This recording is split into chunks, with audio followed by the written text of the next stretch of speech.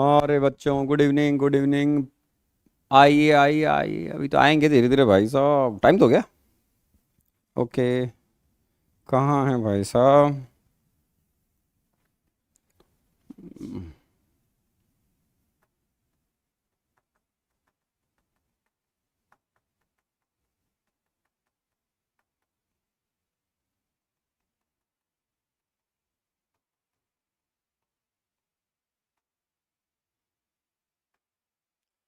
हाँ, अरे टाइम तो हो गया, चलो।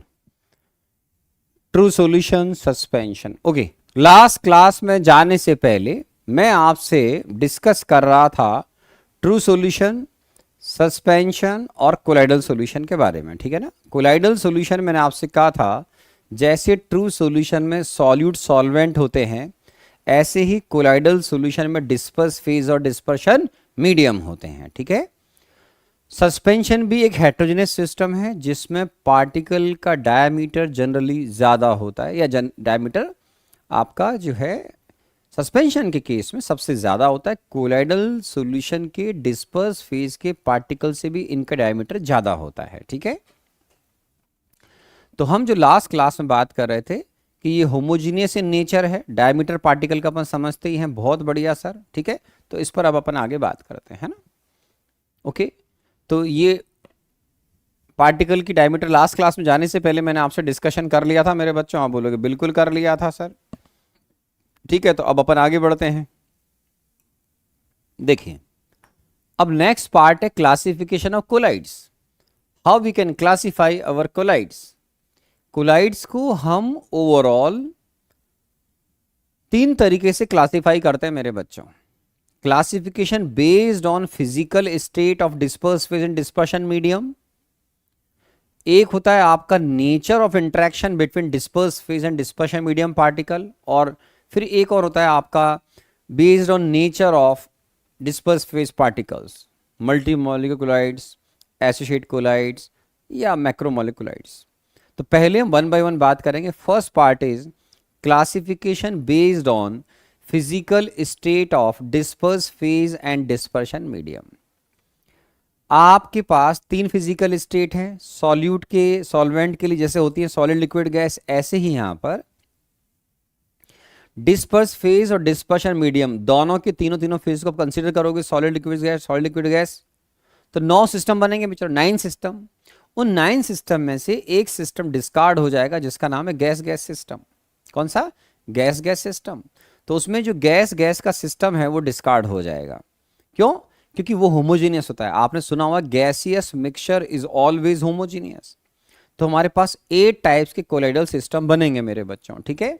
अब आगे बढ़ते हैं सर। इसमें नाम को आप याद करेंगे, लेकिन समझ लें एक बार, जहां पर आप बात कर रहे हैं मेरे पास 3 बार सॉलिड जो है वो डिस्पर्स फेज के पार्टिकल मैंने डिसाइड करें। डिस्पर्स फेज मतलब जो कम क्वांटिटी में है, इजी लैंग्वेज में, ठीक है। अब जिसमें आप इनको मिक्स कर रहे हैं डिस्पर्शन मीडियम, अगर ये सॉलिड सॉलिड हैं दोनों, तो इस सोल का स्पेसिफिक नाम रखा गया सॉलिड सोल, जिसमें solid disperse phase solid dispersion medium है। तो इसके अंदर जैसे आपने कई जेम स्टोन देखे होंगे, कुछ कलर्ड ग्लासेस होते हैं। जेम स्टोन्स में कई बार देखोगे आपको कुछ अलग अलग कलर के फ्लेवर से नजर आएंगे, कुछ लाइन सी नजर आएंगी, लाइट लाइन वगैरह। तो इसमें आपको दोनों सॉलिड हैं, डीपी और डीएम। और अगर आपके पास सॉलिड है डिस्पर्स फेज और डिस्पर्शन मीडियम है लिक्विड मेरे बच्चों, तो सॉलिड को सॉलिड मिलाओगे तो सॉलिड अगर डिस्पर्शन मीडियम है, सॉलिड तो फ्लो होता नहीं है, तो जेम स्टोन बिल्कुल सॉलिड होता है, आपने देखा हुआ है। लेकिन अगर आपने सॉलिड को लिक्विड मिलाया तो लिक्विड डिस्पर्शन मीडियम है, तो इसकी फ्लो होने की टेंडेंसी होगी। इस तरह के सोल को जिसमें डिस्पर्स फेज सॉलिड है और डिस्पर्शन मीडियम लिक्विड है, इसका नाम होता है केवल सोल, ओनली सोल। अच्छा होता है अगर इसका नाम साइंटिस्ट लिक्विड सोल कर दे, थोड़ा कंफ्यूजन खत्म हो जाता, पर सोल कर दिया, चलो अच्छी बात है। आपने कभी दिवाली पर पेंट वगैरह किए होंगे, पेंट वार्निश वगैरह का नाम सुनेंगे तो आप पेंट, एशियन पेंट्स, नैरोलैक, ऐसे नाम सुने होंगे आपने। तो ये जो पेंट होते हैं, जो सेल के फ्लूइड होते हैं, वो इस कैटेगरी में आते हैं मेरे बच्चों, है ना। जेम स्टोन उस कैटेगरी में जाएगा, सॉलिड होता है। जेम स्टोन फ्लो तो नहीं करता है बच्चों, लेकिन लिक्विड ज्यादा, सॉलिड कम, तो पेंट को अगर आपने किसी ब्रश से लेकर दीवार पे फिर डायरेक्ट प्योर को, तो आपको ऐसा लगेगा कि काफ़ी टाइट चलता है ब्रश आपका। फिर उसको डाइल्यूट करते हैं अपन, तब चलाओगे तो ज़्यादा स्मूथ हो जाएगा। तो उसका रीज़न है उसमें सॉलिड मिला हुआ है लिक्विड के अंदर, तो थिक लिक्विड होता है पेंट आपका जो होता है। आप बोलोगे ठीक है सर। फिर अगर आपने सॉलिड को डिस्पर्स फेज लिया और गैस को डिस्पर्शन मीडियम लिया, तो अगर आपने सॉलिड को डिस्पर्स फेज, गैस को डिस्पर्शन मीडियम लिया, तो ये इसका नाम रखा गया एरोसोल। एरोसोल एरोसोल जब एयर आपका डिस्पर्शन मीडियम हो, मतलब गैस या एयर अगर आपका डिस्पर्शन मीडियम है, तो उसका नाम रखा गया एरोसोल। आप बोलोगे ठीक है सर। एक्सीलेंट एग्जांपल, आपने कभी स्मोक का नाम सुना होगा, आपने बोला यस। आपने आंधियां चलती हैं, फाइन डस्ट पार्टिकल, मार्च अप्रैल में आंधियां चलेंगी, समर में भी चलती हैं, धूल भरी आंधी जिनको बोलते हैं। तो एयर के साथ में फाइन डस्ट के पार्टिकल चल रहे होते हैं मेरे बच्चे। कई बार आपने देखा होगा अपने कपड़े भी खराब हो जाते हैं, अपने बालों पे फाइन डस्ट आ जाती है, मुंह में भी जाती है, कई बार नाक में जा सकती है, वट। तो फाइन डस्ट के जो पार्टिकल हैं उसमें, वो तो कहलाएंगे डिस्पर्स फेज पार्टिकल जो कम है। एयर उसमें बहुत सारी है, एयर के साथ वो फाइन डस्ट के पार्टिकल चल रहे हैं। तो एयर जो है उसमें अगर आपने सॉलिड मिलाया तो सॉलिड कम आपके माइंड में जाएगा, एयर ज्यादा। तो सॉलिड डस्ट के पार्टिकल हैं, एयर के साथ मिक्स हो जाएंगे, तो ये आपका एरोसोल कहलाएगा। स्मोक, चिमनी से आपने कई बार देखा होगा, जहां पे कार्बन बेस्ड इंडस्ट्री होती है, जहां जलाया जाता है, तो चिमनी से काला धुआं निकल रहा होता है, तो उनमें से कई बार कार्बन के अनबर्न पार्टिकल निकल रहे होते हैं, तो वो एयर में फैल रहे होते हैं। तो एयर तो कहलाएगी उसके अंदर डिस्पर्शन मीडियम, और जो फाइन डस्ट कार्बन के पार्टिकल हैं जो अनबर्न रह गए, वो एयर में फैल जाएंगे, तो ये कहलाएंगे मेरे बच्चों क्या, ये कहलाएंगे स्मोक। तो बड़ा फेमस नाम है, एग्जाम में डायरेक्ट पूछा जाता है आपसे। तो स्मोक जो है या डस्ट है, तो आंधी जो चलती है, आपने एग्जाम्पल जो लाइफ में देखा हुआ है, स्मोक भी देखा हुआ है और डस्ट भी देखा हुआ है आपने, ठीक है। तो फाइन डस्ट के पार्टिकल जो होते हैं वो डिस्पर्स फेज के पार्टिकल, और एयर आपकी गैस हो गई। अगर आप सॉलिड डिस्पर्स फेज ले रहे हैं, तो सॉलिड के साथ में सॉलिड मिलाया तो जेम स्टोन बना, मैंने बताया आपको। सॉलिड को लिक्विड मिलाया तो सोल बना, नाम रखा गया। ये नाम आपको एग्जाम में याद रखने पड़ेंगे। सॉलिड को गैस में मिलाया, हमेशा जो डिस्पर्शन मीडियम है उस पर ज्यादा फोकस करो। इसकी जो प्रॉपर्टी है, सॉलिड मूव नहीं करता है तो जेम स्टोन मूव नहीं करता है, ये मूव करता है तो सेल का जो फ्लूइड होता है, लिक्विड, थिक लिक्विड होता है, या पेंट, मैंने आपसे बात, एशियन पेंट्स नहीं, दीवार पे कर रहे हो आप, तो वो थिक है, ये बात सही है, लेकिन उसमें सॉलिड है इसलिए थिक है, लिक्विड ज्यादा है तो इसलिए फ्लो कर रहा है। गैस में सॉलिड मिला हुआ है, आंधियां चल रही हैं साहब, तो ये एरोसोल एक्सीडेंट एग्जाम्पल है आपका। और अगर आपने सॉलिड को डिस्पर्स फेज नहीं लिया, लिक्विड को डिस्पर्स फेज ले लिया, तो सॉलिड को अगर आपने डिस्पर्स फेज न लेकर अगर आपने लिक्विड को डिस्पर्स फेज ले लिया, तो अब देखिए लिक्विड को सॉलिड मिलाऊंगा, लिक्विड को सॉलिड मिलाओगे तो सॉलिड ज्यादा है, तो सॉलिड मूव नहीं करता है। आप बोलोगे हाँ सर बात तो सही है, तो इसका स्पेशल नाम रखा गया जेल। आपने कभी, हो सकता है कि आपने कभी जेलीज खाई हो, देखी हो शॉप पे, तो आप देखना वो कलरफुल जेली होती हैं, खाने की भी होती हैं, आप हाथ से पकड़ोगे सॉफ्ट जैसी लगेगी, लेकिन फ्लो नहीं हो रही होती है, सॉलिड होती है, लेकिन वो दबाओगे दब जाएगी, वो खाओगे तो थोड़ा सा स्पंजी टाइप का लगेगा। तो उसमें क्या हो रहा है, जो जेली आप खाते हो, वो फील जो है वो सॉलिड की दे रहा है, लेकिन अंदर ही सच है कि उसमें कुछ लिक्विड मिला हुआ है, पर लिक्विड की क्वांटिटी कम है, सॉलिड ज्यादा है, तो सॉफ्ट सॉलिड की फील आएगी आपको इसके अंदर। या जैसे आपने कभी चीज का नाम सुना हो, खाया होगा आपने बटर का, बटर लोगे तो लो टेम्परेचर पे लेना पड़ेगा, because high temperature butter liquid में कन्वर्ट हो जाता है। तो लो टेम्परेचर बटर जो सॉलिड होता है, आइस आप देखोगे फ्रिज के अंदर निकालोगे तो आपको उसके ऊपर पकड़ोगे उसको, तो आपको एक सॉफ्ट सॉलिड की फील आएगी, लेकिन आपको ये फील आएगी इसके अंदर कुछ लिक्विड है यार, मेरा हाथ थोड़ा गीला हो रहा है, समझ रहे हैं आप।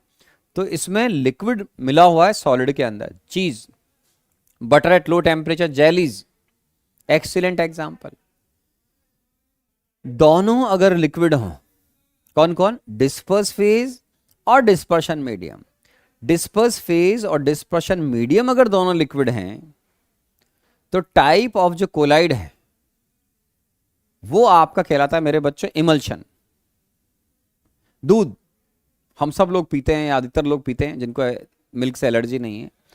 तो मिल्क जो है एक्सीलेंट एग्जाम्पल है जिसमें डिस्पर्स फेज और डिस्पर्शन मीडियम दोनों लिक्विड है।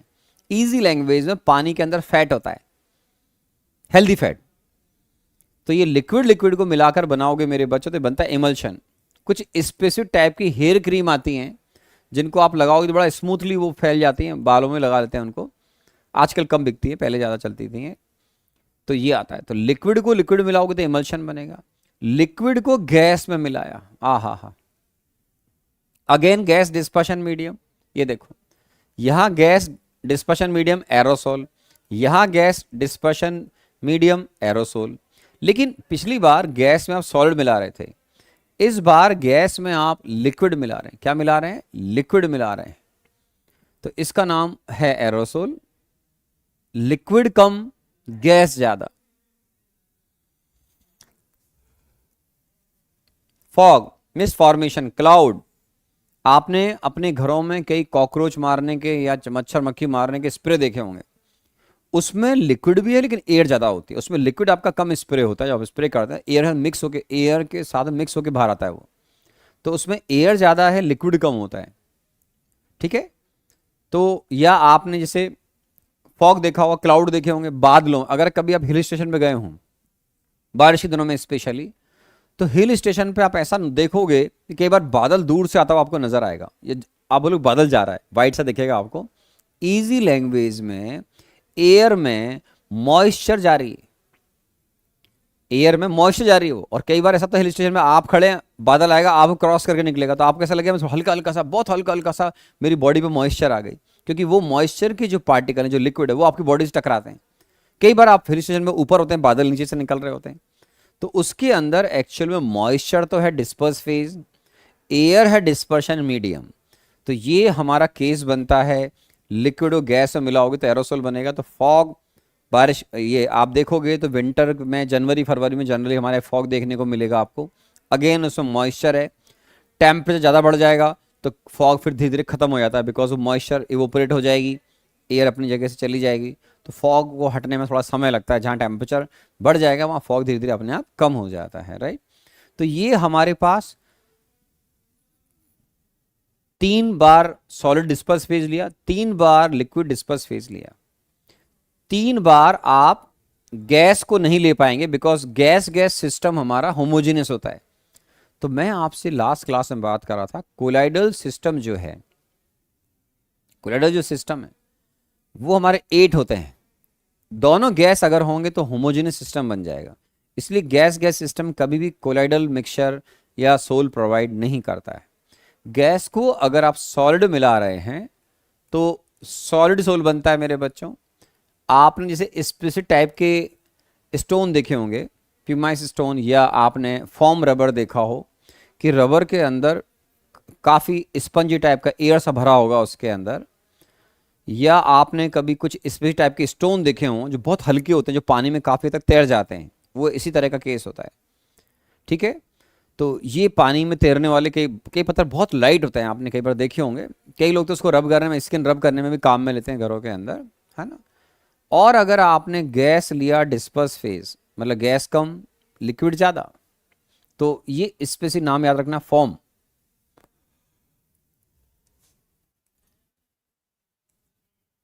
फॉर्म, गैस को लिक्विड मिलाया है, ध्यान रखना, लिक्विड को गैस में नहीं मिलाया है। लिक्विड को गैस में मिलाओगे तो एरोसोल नाम है। गैस ज्यादा लिक्विड कम, हमारे केस में अब जो है गैस कम लिक्विड ज्यादा, तो फॉर्म, फ्रोथ फॉर्मेशन, झाग वगैरह बनते हैं मेरे बच्चों। सोप के झाग जो बनते हैं, कभी आपने कपड़े को गीला करा होगा, आप बोले करा हुआ है सर। कपड़े को गीला करके उसमें साबुन रब करो मेरे बच्चों, तो कपड़े को गीला करके साबुन रब करोगे तो आपने देखा होगा उसके ऊपर झाग बनना शुरू हो जाते हैं। तो उसमें एयर ट्रैप भी हो रही है, थोड़ा बहुत आप कर रहे हो, तो उसमें गैस कम है लिक्विड ज़्यादा होता है, तो इसको बोलते हैं फॉर्म। इस कोलाइडल सिस्टम का नाम है फॉर्म। तो हमारे 8 कोलाइडल सिस्टम है, जिसमें आपने 2 बार तो एरोसोल नाम देखा होगा, 2 बार आपने सॉलिड सोल देखा होगा, फिर फॉर्म, जेल, इमल्शन, ये कुछ हमारे स्पेसिफिक नाम है, राइट। तो ये फॉर्म, जेल, इमल्शन देखिए आप आराम से, ठीक है। और एक जगह केवल सोल है,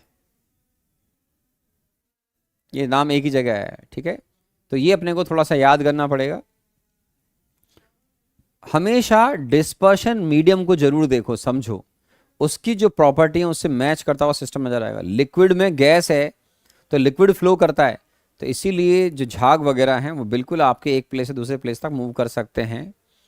या आपने कहा कि सर फ्रोथ वगैरह फॉर्मेशन इंडस्ट्री में अगर कभी देखी हो आपने, तो इस तरह का होता है।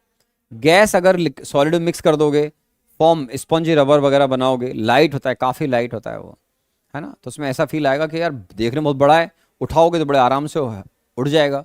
तो उसमें एयर मिक्स हो रही होती है, या कोई गैस आपने स्पेस तरीके से मिक्स कर रखी सॉलिड के अंदर, तो उसको बोलते हैं सॉलिड सोल। क्या बोलते हैं? Solid sol. इस तरह का जो सॉलिड बनेगा वो काफ़ी लाइट होता है, काफ़ी ज़्यादा लाइट होता है वो, ठीक है। तो ये हमारे 8 कोलाइडल सिस्टम बनेंगे। 2 बार बोल दिया, डिस्पर्स फेज गैस और डिस्पर्स मीडियम में गैस अगर लोगे तो गैसियस मिक्सचर, गैसियस मिक्सचर हमेशा होमोजेनियस होता है। तो गैसियस मिक्सचर कभी भी आपका हेट्रोजेनियस सिस्टम नहीं होता है, इसलिए हमारे पास कुल मिलाकर ये 8 कोलाइडल सिस्टम ही होते हैं। We have totally 8 colloidal system, ठीक है। तो ये पहला क्लासिफिकेशन था हमारा, based on physical state of classification, based on physical state of disperse phase and dispersion medium, ठीक है। दोनों की solid liquid gas, solid liquid gas, तीनों स्टेट ले ली, सिस्टम मिलाया तो 8 कोलाइडल सिस्टम बनेंगे। तो आप पहले डीपी तीनों बार सॉलिड लो, dispersion medium solid liquid gas लो, फिर तीनों बार लिक्विड लो, एसएलजी लो, फिर अगली बार आपके पास 2 ही रह जाएंगे, क्योंकि गैस गैस सिस्टम क्या हो जाएगा बेटा? होमोजेनियस हो जाएगा। तो दोनों बार गैस लिया, ये दोनों गैस नहीं लूंगा मैं, तो गैस के साथ में सॉलिड और गैस के साथ में लिक्विड हो सकता है, कोई दिक्कत वाली बात नहीं। अब अगला जो क्लासिफिकेशन है वो है classification based on nature of interaction between disperse phase and dispersion medium. Disperse phase और डिस्पर्शन मीडियम के बीच में नेचर ऑफ इंटरेक्शन कैसा है? डीपीडीएम के पार्टिकल्स के बीच में इंटरेक्शन का लेवल 2 तरीके से होता है, एक इन टर्म्स ऑफ अट्रैक्शन और एक इन टर्म ऑफ रिपल्शन। अगर कभी भी डिस्पर्स फेज और डिस्पर्शन मीडियम के पार्टिकल के बीच में अट्रैक्शन है, तो ऐसे सिस्टम को हम बोलते हैं लायोफिलिक सिस्टम, जिसमें डीपी और डीएम के पार्टिकल के बीच में अट्रैक्शन है। अगर डिस्पर्स फेज और डिस्पर्शन मीडियम के बीच के पार्टिकल के बीच में रिपल्शन होता है, तो उनको बोलते हैं सॉल्वेंट हिटिंग या सॉल्वेंट रिपेलिंग, तो उनको बोलते हैं हम लायोफोबिक सोल या लायोफोबिक, आप उनका नाम रखते हैं, ठीक है ना। तो यहां पर हम जो बात करेंगे सॉल्वेंट अट्रैक्टिंग, यहां सॉल्वेंट की जगह वो आपके इजी तरीके समझने के लिए, डीपी के पार्टिकल का डीएम के पार्टिकल के साथ में अट्रैक्शन होता है तो लायोफिलिक सोल। रिपल्शन है लायोफोबिक, फोबिया समझते हो? फोबिया का मतलब डरना, रिपेल करना, हटना, एक दूसरे से दूर जाना। तो यहां डीपी और डीएम के पार्टिकल के बीच में रिपल्शन अगर है तो उसको बोलते हैं लायोफोबिक, ठीक है। अगर तुम पानी को, तुम आने वाले टाइम में पढ़ोगे बेंजोसोल, कभी नाम सुनो, बेंजोसोल का मतलब बेंजीन, उसमें डिस्पर्शन मीडियम है। एल्कोसोल, बेंजीन उसमें डिस्पर्शन मीडियम तो बेंजोसोल। एल्कोहल अगर डिस्पर्शन मीडियम है तो एल्कोसोल। वाटर अगर है तो हाइड्रोसोल कहलाते हैं। तो यहां पर आप अगर मान लीजिए डिस्पर्शन मीडियम वाटर ले रहे हैं तो लायोफिलिक कोलाइड्स का नाम आप चाहें तो यहां पर हाइड्रोफिलिक कोलाइड्स रख सकते हैं। मतलब वाटर के मॉलिक्यूल के डिस्पर्शन मीडियम के मॉलिक्यूल, जिन जिन डिस्पर्स फेज के पार्टिकल का वाटर के मॉलिक्यूल के साथ में अट्रैक्शन होगा उसको बोलेंगे हम हाइड्रोफिलिक। जिन जिन सब्सटेंसेस का वाटर के मॉलिक्यूल के साथ में रिपल्शन होगा उनको हम बोलेंगे हाइड्रोफोबिक। क्या बोलेंगे? हाइड्रोफोबिक।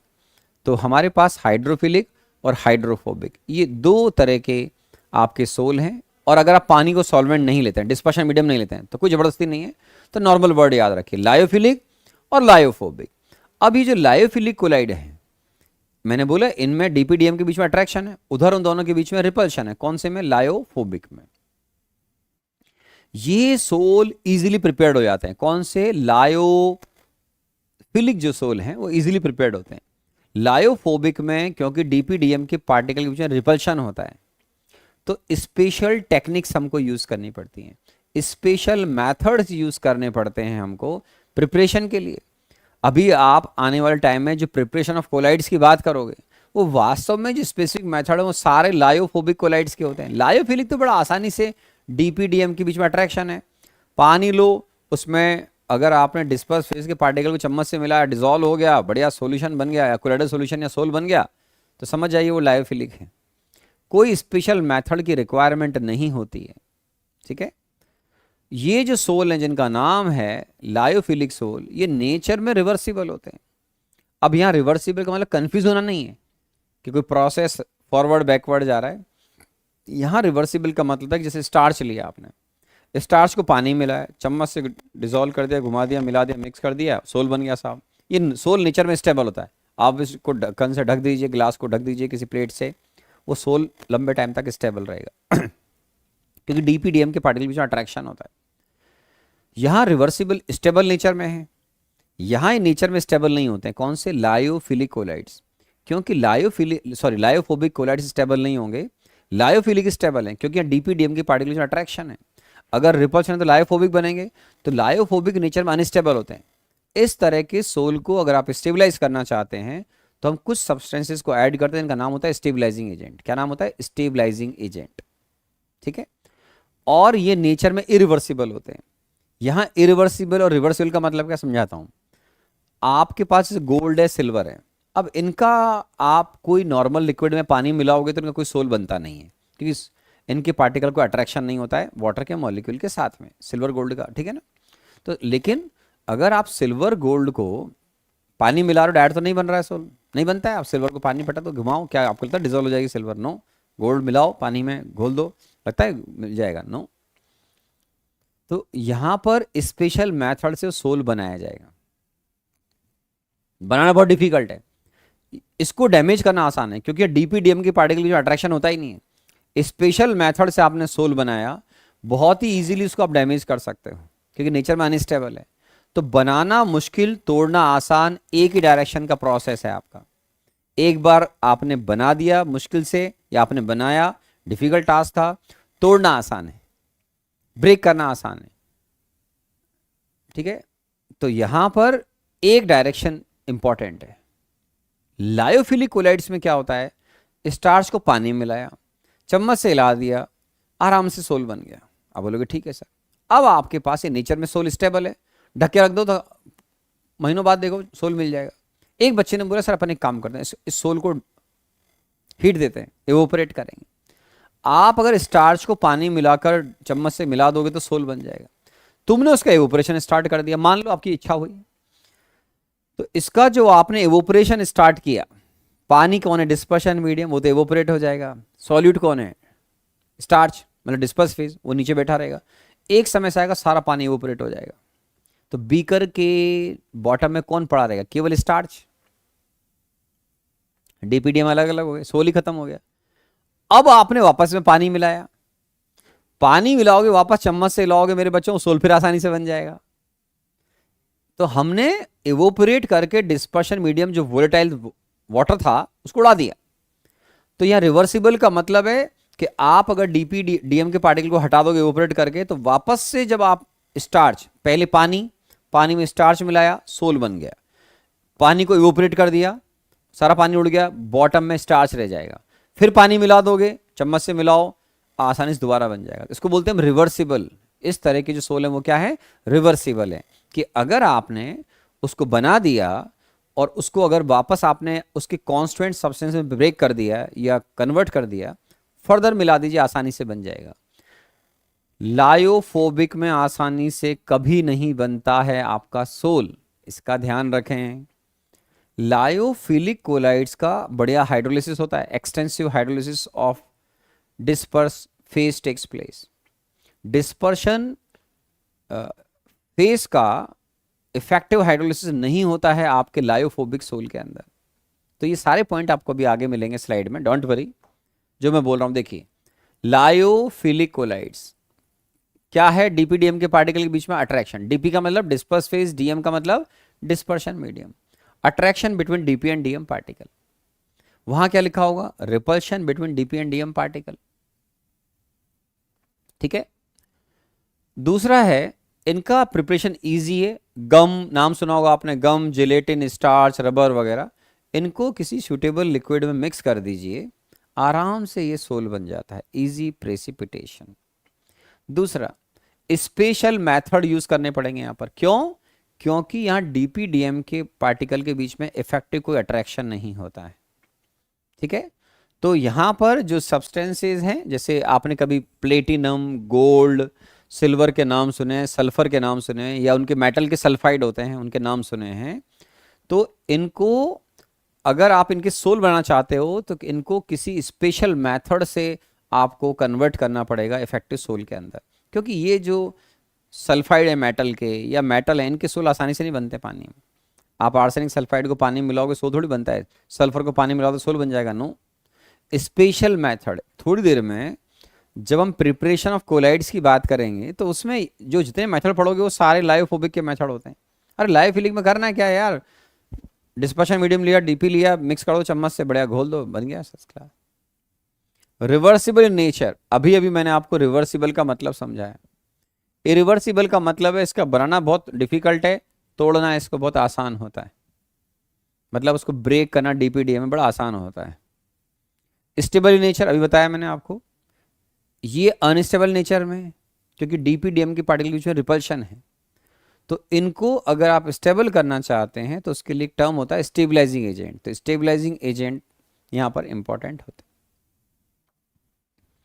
उसके अलावा आपने कभी प्रेसिपिटेशन का नाम सुना होगा, तो उसी के सिमिलर या उसकी जैसी टर्म, इसका नाम है कोएगुलेशन। ये इजीली कोएगुलेट नहीं होते, मतलब बॉटम में डीपी का पार्टिकल अपने आप से नहीं बैठेगा। यहां इजीली कोएगुलेशन आप कर सकते हो, कैसे कैसे वो आगे सिखाएंगे बाद में फ्यूचर में। तो यहां इनका कोएगुलेशन इजीली हो जाता है, क्योंकि नेचर में वैसे भी अनस्टेबल हैं, लायोफोबिक कोलाइड्स। इनका शानदार इफेक्टिव हाइड्रोलिसिस होता है। ठीक है, उधर नहीं होता ऐसा, no effective hydrolysis takes place. Starch, gum, आपने जो नाम सुने इतने बड़े बड़े, इनको अगर आप पानी में मिलाते हो तो थिक सा लिक्विड बन जाएगा। उसकी विस्कोसिटी ज़्यादा होती है, सरफेस टेंशन जनरली कम होती है इनकी। वहाँ डीपी और डीएम के पार्टिकल के बीच में अट्रैक्शन ही नहीं है, बड़ी मुश्किल से तो उनका सोल बनता है। तो वहाँ पर सरफेस टेंशन, विस्कोसिटी लगभग डिस्पर्शन मीडियम के जैसी ही होती है। तो यहाँ पर viscosity is nearly same as that of medium, medium का मतलब dispersion medium, surface tension is nearly the same as that of other medium, of the medium sorry। surface tension generally कम होती है, viscosity यहाँ पर ज़्यादा होती है, थोड़ा thick सा liquid बनता है। अगर आप स्टार्च, गम वगैरह को पानी में मिला रहे हैं, किसी और लिक्विड में मिलाकर थिक लिक्विड सा बनेगा वो, तो उसका विस्कोसिटी ज़्यादा होता है। तो यहाँ पर डीपीडीएम के पार्टिकल के बीच में क्या हो रहा है प्रोसेस में, क्या अट्रैक्शन रिपल्शन है, उसके बेसिस पर एक क्लासिफिकेशन था जिसका नाम रखा आपने classification based on nature of interaction between disperse phase and dispersion medium. अब थर्ड जो क्लासिफिकेशन है वो है based on type of disperse phase particle. कैसे हैं वो, छोटे हैं, बड़े हैं, या कुछ अलग कंडीशन है। तो इसमें आप तीन तरह के कोलाइड्स के नाम सुनोगे, multi molecular colloids, macro molecular colloids, और थर्ड जो है आपका वो है आपका एसोसिएट कोलाइड्स। इंपॉर्टेंट है आईआईटी के साथ। तो यहां पर classification based on type of disperse phase particle. Disperse phase के जो पार्टिकल हैं उनके टाइप के ऊपर हम इनको तीन तरीके से क्लासिफाई करते हैं मेरे बच्चों। मल्टी मॉलिक्यूलर, समझने के लिए मॉलिक्यूल्स को मल्टीप्लाई करना है, मतलब यहां जो सोल बनते हैं, जैसे सिल्वर का सोल है, प्लेटिनम का है, गोल्ड का है, सल्फर का, व्हाटएवर, इनके पार्टिकल की साइज छोटी होती है मेरे बच्चों। स्पेशल टेक्निक से उनके थाउजेंड्स और मोर पार्टिकल्स को एग्रीगेट करते हैं। मतलब आपने मान लो 2000 पार्टिकल किसी सब्सटेंस के मिला दिए, अब एक जो पार्टिकल बनेगा वो आपका डिस्पर्स फेज का पार्टिकल तैयार होगा। यहाँ पे क्या होगा, डिस्पर्स फेज का पार्टिकल तैयार होगा। तो इसको बोलते हैं एग्रीगेट करना। स्मॉल साइज के पार्टिकल को पास लाओ, जैसे सल्फर है, मान लो अपने सल्फर के 2000 पार्टिकल को पास लाकर उनको एक पार्टिकल में कन्वर्ट कर दिया, तो अब ये डिस्पर्स फेज का पार्टिकल तैयार होगा। तो ये छोटी साइज के मॉलिक्यूल होते हैं, इनको आपको एग्रीगेट करके लार्ज साइज के पार्टिकल में कन्वर्ट करना होता है, इसलिए इनका नाम होता है मल्टी मॉलिक्यूलर कोलाइड्स। जैसे सल्फर का सोल है, कंसिस्ट ऑफ पार्टिकल्स कंटेनिंग 1000 और more of S8 sulphur molecules. आपने S8 सल्फर मॉलिक्यूल्स का नाम सुना होगा मेरे बच्चों। तो आपको 1000 या उससे भी थोड़े ज्यादा पार्टिकल को लेना होता है। ये जो है लार्ज नंबर ऑफ एटम्स और smaller molecules of substance aggregate together to form species having size in the colloidal range. बताया था मैंने आपको कि इनका जो डायमीटर है वो लगभग 10⁻⁻⁶ से -9 मीटर के बीच में होता है।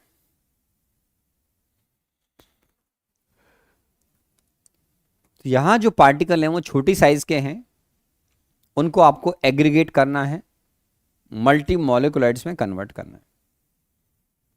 और अगर आपके पास ये जो पार्टिकल हैं सब्सटेंसेस के, वो अगर लार्ज हैं, बड़े हैं, तो कई बार तो हमको उनके इफेक्टिव एग्रीगेशन की जरूरत नहीं होती या नेग्लिजिबल एग्रीगेशन की जरूरत होती है।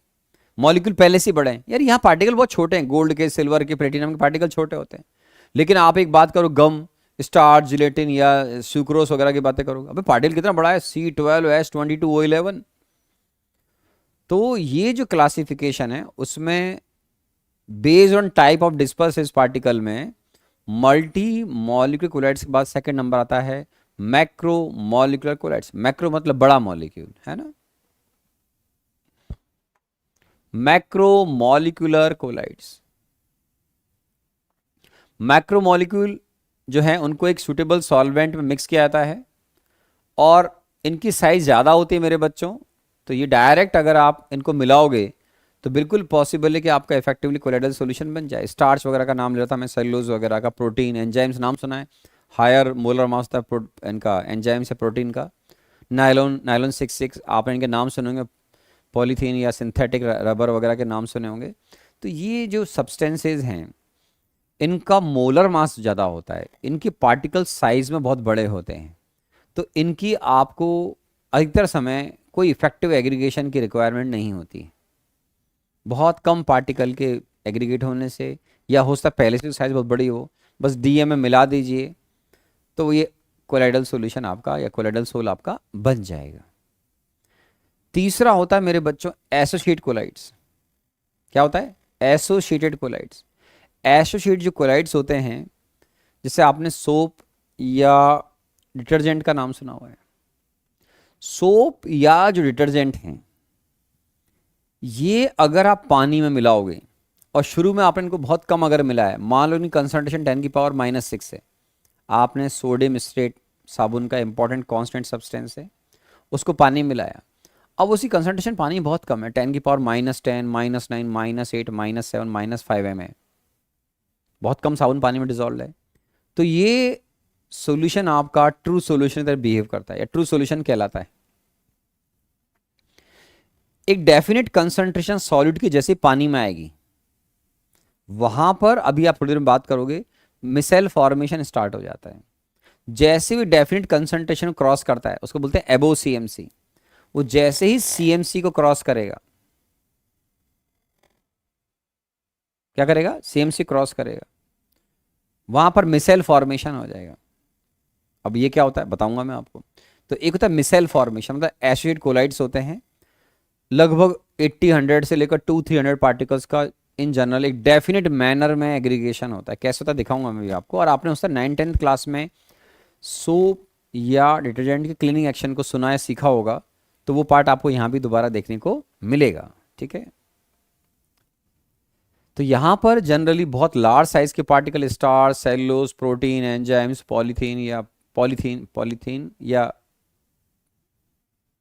नायलॉन 66 वगैरह, पॉलीस्टायरीन या सिंथेटिक रबड़ वगैरह होता है मेरे बच्चों, है ना। तो ये इस तरह के सब्सटेंसेस होते हैं। तीसरा बोला मैंने एसिड कोलाइड्स, ब्रैकेट में देखो क्या लिखा है, मिसेल्स।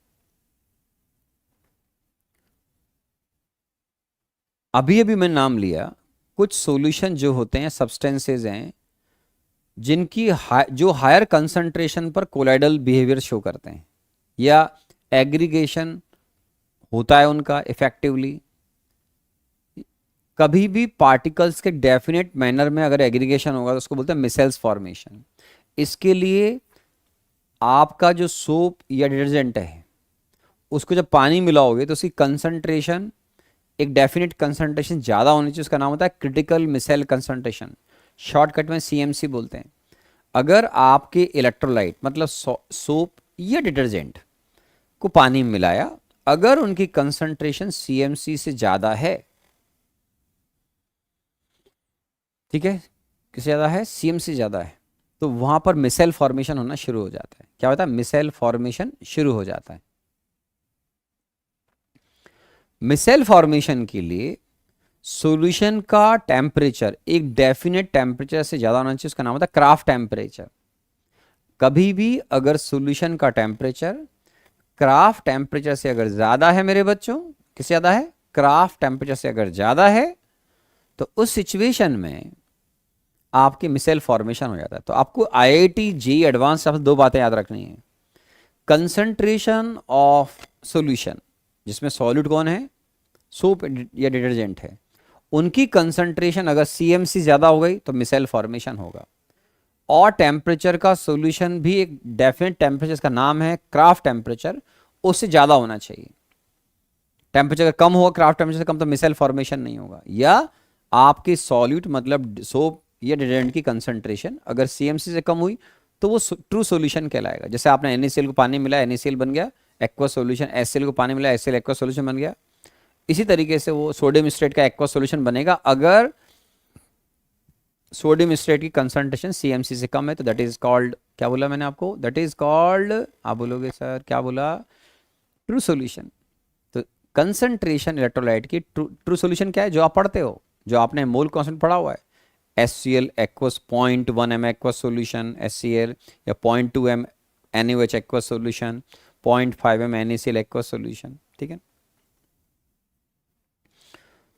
तो ये जो एसिड कोलाइड्स हैं, आराम से देखें, the formation of micelles, the formation of micelles takes place only above a particular temperature called Krafft temperature and above a particular temperature, ये तो लिखा टेम्परेचर, एंड अबोव कंसंट्रेशन, दोनों जगह देखें अबोव लिखा होगा।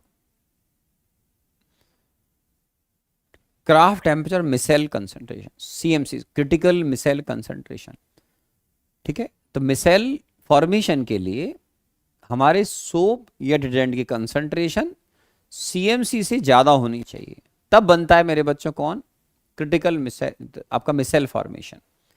क्या नाम रखा हुआ है इनका, एसिड कोलाइड्स। आराम से दोबारा देखिए, एसिड कोलाइड्स नाम रखा हुआ है, मिसेल्स फॉर्मेशन। ये कैसे होता है बताऊंगा मैं आपको।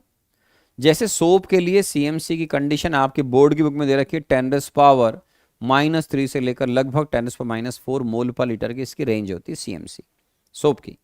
इसका मतलब क्या है, अगर तुमने साबुन की कंसंट्रेशन को पानी में मिलाया, वो अगर मान लो 10⁻⁻⁶ -7 m का डाइल्यूट सॉल्यूशन है, that will behave like true solution, वो कोलाइडल सॉल्यूशन नहीं बनता है। वेरी सिंपल, ठीक है। तो ये आ गया सर। अब ये मिसेल फॉर्मेशन होता क्या है, मिसेल फॉर्मेशन में एक्चुअल में जो सोडियम स्ट्रेट है, ये सोडियम लोरियल सल्फेट डिटर्जेंट के अंदर होता है, इनको पानी मिलाओगे बच्चों तो इनकी हाइड्रोकार्बन जो टैल है वो बहुत बड़ी होती है। तो हमारे सोप या डिटर्जेंट के जो इंपॉर्टेंट कॉन्स्टिट्यूएंट सब्सटेंस हैं, जैसे सोडियम स्ट्रेट साबुन में और सोडियम लोरियल सल्फेट डिटर्जेंट में, इनको पानी मिलाओगे तो बहुत बड़े मॉलिक्यूल है। तो इनके दो पार्ट हैं, पानी मिलाओगे दो पार्ट में ब्रेक हो जाता है ये, एक एनायनिक पार्ट और एक कैटायनिक पार्ट। कैटायनिक पार्ट इसका बहुत छोटा होता है। एनायनिक पार्ट में इसकी जो हाइड्रोकार्बन की पूंछ है, टैल बोलते हैं, वो बहुत बड़ी होती है। तो इसमें जो सोडियम स्ट्रेट मिलाओगे वो पानी में कन्वर्ट होगा C17H35CO- में और Na+ में। तो ये जो C17H35COO- आपने लिखा, उसमें C7 का मतलब 17 hydrocarbon, CH3 CH2 CH2 CH2 ऐसे करके बोलते जाओगे, फिर लास्ट में बोलोगे COO-। तो वो जो COO- इस पर नेगेटिव चार्ज है, that is called hydrophilic head. और जो टेल है that is called hydrophobic tell. Hydrocarbon का पानी के साथ में कोई इफेक्टिव अट्रैक्शन नहीं होता है मेरे बच्चों, रिपेल करते हैं। तो हाइड्रोकार्बन हाइड्रोकार्बन डिसॉल्व हो जाता है, कभी सुना होगा आपने, सेम सेम को डिसॉल्व करता है, ठीक है ना। तो अगर आप बात कर रहे हैं किसकी, सोप की, तो यहां पर जो सोडियम स्ट्रेट है इसको पानी मिलाओगे तो सोडियम स्ट्रेट आपका कन्वर्ट हो जाएगा पहले किसमें, C17H35CO- और Na+ में, पानी के अंदर। सोडियम लोरियल सल्फेट कन्वर्ट हो जाएगा C12H25SO4- और Na+ में कन्वर्ट हो जाएगा। तो इनकी हाइड्रोकार्बन की पूंछ बहुत बड़ी है, टेल बोलते हैं उसको। तो वो है हाइड्रोफोबिक टेल। और इनका हेड नेगेटिव है, वो वाटर, क्योंकि पोलर सब्सटेंस है तो वाटर के मॉलिक्यूल, जैसे ये आपने सोडियम स्ट्रेट लिया, तो सोडियम स्ट्रेट का जो COO- नेगेटिव ग्रुप है वो वाटर के मॉलिक्यूल के H के साथ में, एटम के साथ में अट्रैक्शन फील करता है।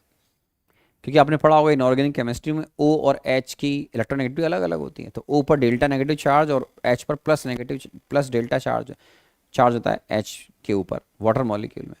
तो वाटर मॉलिक्यूल का जो हाइड्रोजन एटम है वो आपके इस सोडियम स्ट्रेट या सोडियम लोरियल सल्फेट के एनायनिक पार्ट से अट्रैक्शन फील करता है, ठीक है। और इसी का लिंक होता है आपके क्लीनिंग एक्शन ऑफ सोप और डिटर्जेंट्स के साथ में। तो अभी बात करेंगे इसके ऊपर। तो जैसे आपने बात की सोडियम स्ट्रेट की, mechanism of missile formation. Sodium जो स्टीरेट है, फॉर्मूला लिखा, ये पानी में एक्चुअल में बच्चों, ये इतने सारे मैंने बनाए नहीं, बना आप जानते हैं CH3 CH2 CH2 CH2 CH2, वो ऐसे ही बना दिया, ठीक है। मान लिया C17H35 यहाँ पर आ चुका है, मान लिया, मैंने गिने भी नहीं है, वैसे गिनोगे तो 1 2 3 4 5 6 7 8 9 10 11 12 13 14 15 16 17, गजब हो गया यार, सही बनाया है ऑपरेटर ने। मतलब CH3 CH2 CH2 CH2 ऐसे करते करते COO- पे आ गए और Na+। ये जो Na+ है, तो पानी में एक्चुअल में C17H35 COONA जो है, डिजॉल्व होने के बाद पानी में C17H35 CO- में कन्वर्ट हो जाता है और इस साथ में Na+ में कन्वर्ट हो जाता है। आप बोलोगे ठीक है सर। अब ये जो आपका COO- नेगेटिव ग्रुप है, this is called hydrophilic head या polar part of your soap. तो ये जो आपने लिखा है ये नेगेटिव आयन, ये है हाइड्रोफोबिक टेल, हाइड्रोकार्बन से बनी है, नॉन पोलर पार्ट है, पानी के मॉलिक्यूल के साथ में कोई अट्रैक्शन फील नहीं करता है, तो ये करता है अट्रैक्शन फील। अब क्लीनिंग एक्शन ऑफ सोप या डिटर्जेंट में क्या होता है मेरे बच्चों, वो बताता हूं मैं आपको, है ना। तो इसमें क्या है, आप आराम से आइए पीछे, जैसे इधर देखिए आप, आपने इसको पानी मिलाया मेरे बच्चों, तो किस में कन्वर्ट हो गया, C17H35 CO-, आप बोलोगे प्लस Na+ के अंदर। अब आपके पास क्लीनिंग एक्शन की अगर मैं बात करूं, मैं इसमें दोनों पार्ट कवर कर लूंगा।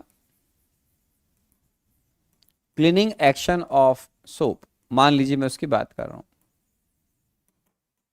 तो जब आप सोप को पानी में मिलाओगे, कपड़ा लो बेटा, गीला कर दो और उस पर साबुन को रब करो, तो शुरुआत में आपको लगेगा कि ठीक है यार नॉर्मल सा सोल्यूशन है। पर आप अगर उस कपड़े, पैंट है मान लो, उसको पैंट डाल दी आपने, अपने पैंट डाल दी या शर्ट डाल दी, उस पर पानी डाला, आप रिन या जो भी साबुन है उसको यूज करते जाओ, रब कर रहे हो, रब करते करते कुछ देर आपको बहुत सॉफ्ट फील आएगी, क्यों, उसमें झाग बनने शुरू हो गए।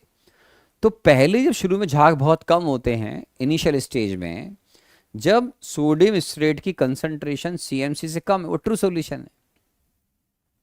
कुछ देर आप नोट करा थिक सा सोल्यूशन बनना शुरू हो जाएगा, झाग से बनने शुरू हो जाएंगे, आपको फील भी बहुत अच्छी आती है, ऐसा लगेगा खरगोश के ऊपर हाथ फेर रहा हूँ, अगर बहुत ज्यादा झाग बन गया तो बहुत अच्छी फील आती है।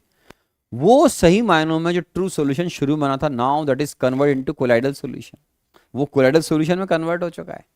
और अब इसका क्लीनिंग एक्शन चलेगा, पहले वो इसमें कन्वर्ट हो गया, इनकी कंसंट्रेशन आपने किससे ज्यादा कर दी, CMC से ज्यादा कर दी, तो मिसेल फॉर्मेशन होगा। मिसेल फॉर्मेशन का मतलब क्या है, ये जो आपके हाइड्रोकार्बन की पूंछ है, ये पानी की सरफेस के ऊपर नहीं, नीचे की तरफ चली जाती हैं। इनका पानी के सरफेस पर वाटर के मॉलिक्यूल हैं, अंदर भी हैं बाहर भी हैं।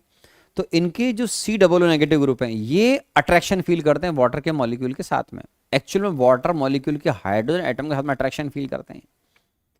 तो आपने इसको पानी में मिलाया, मैंने एज्यूम करा कि कंसंट्रेशन जो है सोप की वो एक डेफिनेट कंसंट्रेशन से ज़्यादा हो गई, CMC ज़्यादा हो गई, तो मिसेल फॉर्मेशन होगा। तो इसमें होता क्या है मेरे बच्चों, इसमें आपके पास जो हाइड्रोकार्बन है, देखो इधर देखो, ये एक डेफिनेट तरीके से ऑर्गेनाइज होना शुरू हो जाएंगे लाइक दिस। अब मैं इतना टाइम तो लगाऊंगा नहीं कि साले कि वो सारे के सारे C17 वगैरह अपन बनाएंगे। तो आप ये मान लो कि अपन ने यही बना लिया, बस हो गया सर, एज्यूम करो बन गया, एक बन गया, ठीक है। थोड़ा सही कर देता हूं मैं इसको।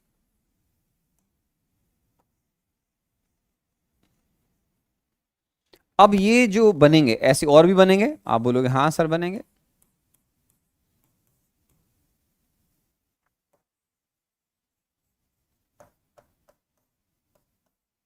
लाइक दिस,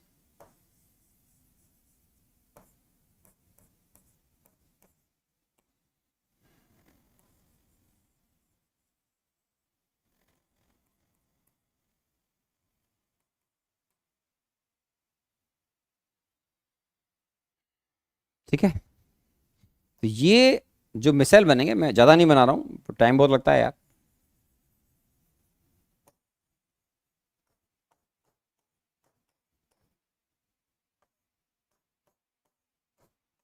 ठीक है, क्या होता है बच्चों, जो मिसाइल है ये फॉर्मेशन जब होगा तो ये बहुत बड़े पार्टिकल हैं, आप बोलोगे ठीक है।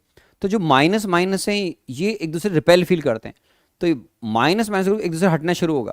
तो ये सॉल्यूशन के अंदर एक डेफिनेट तरीके से अरेंज होना शुरू हो जाते हैं। जब सॉल्यूशन के अंदर सॉल्यूट की कंसंट्रेशन CMC ज़्यादा होगी तो ट्रू सॉल्यूशन कोलाइडल सॉल्यूशन में कन्वर्ट हो जाता है, ठीक। तो अब इस सिचुएशन में जो आपकी पूछे हैं वो एक डेफिनेट तरीके से ऑर्गेनाइज होना शुरू हो जाएंगे, दूसरे के पास आ जाएंगे इस तरीके से। और ये जो ग्रुप है ये वाटर के मॉलिक्यूल के साथ में अट्रैक्शन फील कर रहे हैं मेरे बच्चों।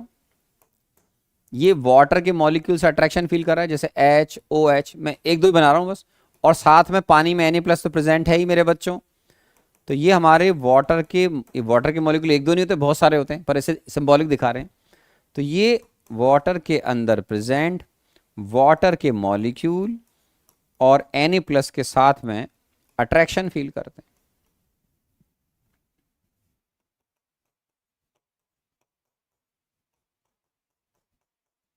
तो इनका अट्रैक्शन चलता है सब।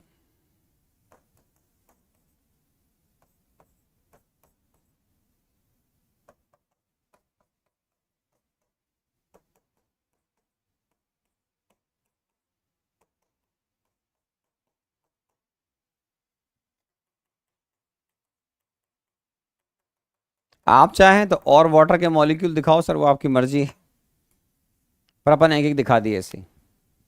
तो ये हमारे लिए मिसेल फॉर्मेशन इस तरीके से होता है। इसके लिए इलेक्ट्रोलाइट की कंसंट्रेशन CMC से ज़्यादा होनी चाहिए। देखिए these colloids have both hydrophobic and hydrophilic parts. Micelles may contains as many as 100 और मोर्स। जनरली 70, 80, 90 के पास शुरू हो जाता है मिसेल फॉर्मेशन, 200 तक काफ़ी अच्छा, 200 पार्टिकल अगर क्लोज आएंगे तो एक इफेक्टिव मिसेल जनरली बन जाता है, ठीक है ना। तो ये cleaning action of soap detergent के अंदर दो खास बातें क्या होती हैं। जिस कपड़े को तुम साफ करना चाहते हो, मान लीजिए वो वाइट शर्ट है, ब्लैक शर्ट है, जो भी मान लो, उस ब्लैक शर्ट के ऊपर कोई वाइट कलर का स्पॉट लग गया, जनरली उल्टा होता है, हमारी वाइट शर्ट पे ब्लैक कलर का लगता है, मैं स्क्रीन वाइट नहीं कर रहा हूँ, ब्लैक है। तो हमारे पास एक हमारे कपड़े के ऊपर स्पॉट लग गया बच्चों, ऑयल है ग्रीस का, ठीक है, ऑयल का स्पॉट लग गया मान लीजिए। आपने देखा हो कई बार शर्ट पे लग जाता है, शादी पार्टी में जाएंगे तो बिल्कुल गंदा लगता है देखने में फिर वो। अब उस स्पॉट को अपने को हटाना है, घर पे लाइए, शर्ट को सम्मानपूर्वक बाथरूम में नीचे रखिए, पानी डाल दीजिए, गीला कर दीजिए। अब उस पर आपको साबुन को रब करना है। आप बोलोगे ठीक है सर, क्या बोला मैंने सिखाया, साबुन को जैसे ही उस गीले कपड़े पर रब करना शुरू करेंगे तो ऑयल का जो स्पॉट है उसके आसपास भी बढ़िया से पूरा कपड़े को साफ करिए। तो थोड़ी देर में आप क्या देखेंगे, वो ऑयल का जो स्पॉट है, ग्रीस का जो स्पॉट है, ये क्या है, बेसिकली हाइड्रोकार्बन ही होते हैं, ऑयल या ग्रीस। वो स्पॉट धीरे धीरे आपको लाइट होता हुआ नजर आएगा और कई बार छोटा होता हुआ साइडों से नजर भी आ जाएगा। तो इसका मतलब होता है क्लीनिंग एक्शन सोप का स्टार्ट हो चुका है। लगे रहो मुन्ना भाई। तो आप उसको जब रब करते जाओगे तो कुछ देर बाद वो जो आपका ऑयल का स्पॉट था जो कपड़े पे लगा था वो धीरे धीरे छोटे छोटे पार्ट्स में ब्रेक हो जाएगा। वो कचरे की फॉर्म में, मतलब ऐसे बोलना चाहिए कि वो आपके पानी के साथ में बह जाएगा। वो ऑयल का पार्ट आपको पता भी नहीं चलेगा, वो स्पॉट गायब हो जाएगा आपका। तो मिसेल जो फॉर्मेशन होंगी वो होती हैं। इनका फायदा कैसे मिलता समझाता हूं कि आपके पास मान लो ऑयल या ग्रीस का स्पॉट है। आप बोलोगे ठीक है सर, तो आपने क्या किया, वो जो ऑयल या ग्रीस का स्पॉट है वो ऐसा स्पॉट है मेरे बच्चों, मान लो ये ऑयल है, आपने कपड़ा रब किया। तो मैं दोनों काम एक साथ सिखा रहा हूं, मिसेल फॉर्मेशन भी बुक में एनसीईआरटी से फ्यूचर में रीडिंग लगा लीजिएगा। एक बार आपने ढंग से सुन लिया, मेरे एक दो लेक्चर और बच्चे हैं बस केवल, फिर अपना कोर्स खत्म हो जाएगा। आई थिंक इस क्लास के बाद आई होप सो कि 2 क्लास बाद अपना सर्फेस केमिस्ट्री खत्म हो जाएगा और अगले वीक में डिस्कशन करके अपना सिलेबस खत्म हो जाएगा, मुझे पूरी उम्मीद है। ठीक है ना, तो नेक्स्ट वीक अपन सिलेबस को बाइंड अप कर देंगे। ओके, तो ये हो गया। अब इस ऑयल या ग्रीस के स्पॉट को जो आप देख रहे हैं, इस पर अपन ने रब किया साबुन को, तो क्या होता है मेरे बच्चों, वो आपको समझना है कि सर ये जो सेम को डिसॉल्व करता है, मतलब ऑयल या जो ग्रीस है वो भी हाइड्रोकार्बन से बना है, और जो आपकी ये जो हाइड्रोफोबिक टैल है वो भी हाइड्रोकार्बन ही है। तो ये सेम को डिसॉल्व करती हैं। तो सारा आपका जो ऑयल या ग्रीस का स्पॉट है उसके अंदर मिसेल फॉर्मेशन होने से, या उस ऑयल के अंदर आपके हाइड्रोकार्बन की जो पूंछ थी वो डिसॉल्व होना शुरू हो गई।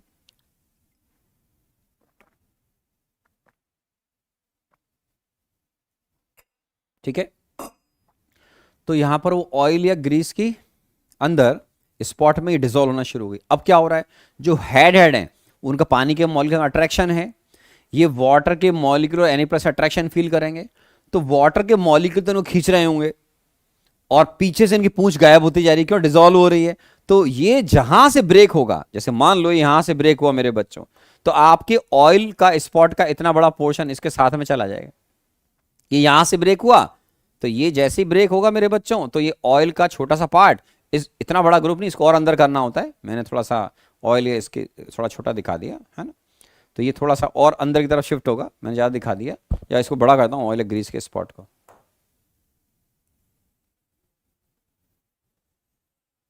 Like this. ठीक है, तो ये ऑयल ग्रीस का जो स्पॉट है, ठीक है, इसके अंदर अब क्या होगा मेरे बच्चों, जहां जहां से अलग होंगे ग्रुप,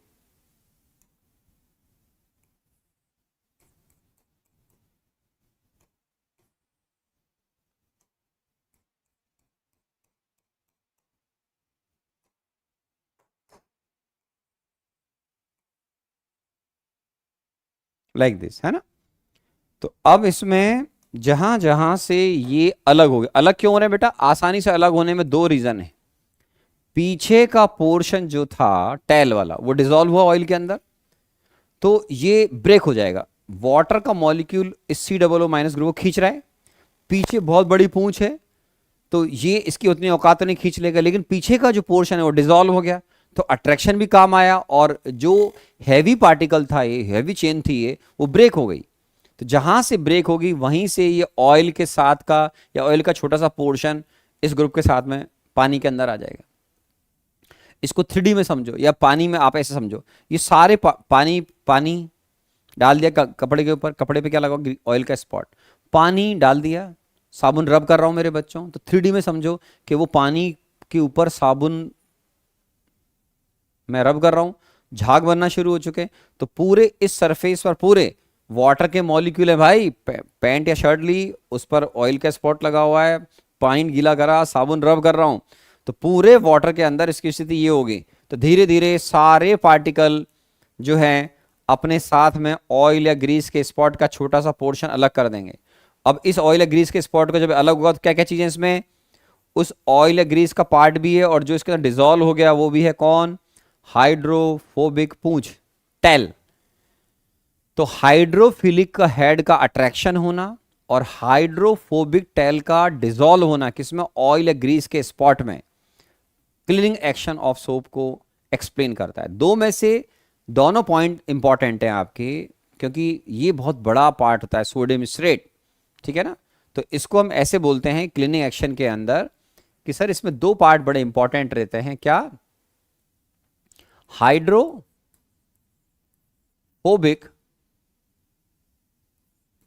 टेल जो होती हैं डिजॉल्व इन ऑयल या ग्रीस, जो भी आप ले रहे हैं, और हाइड्रो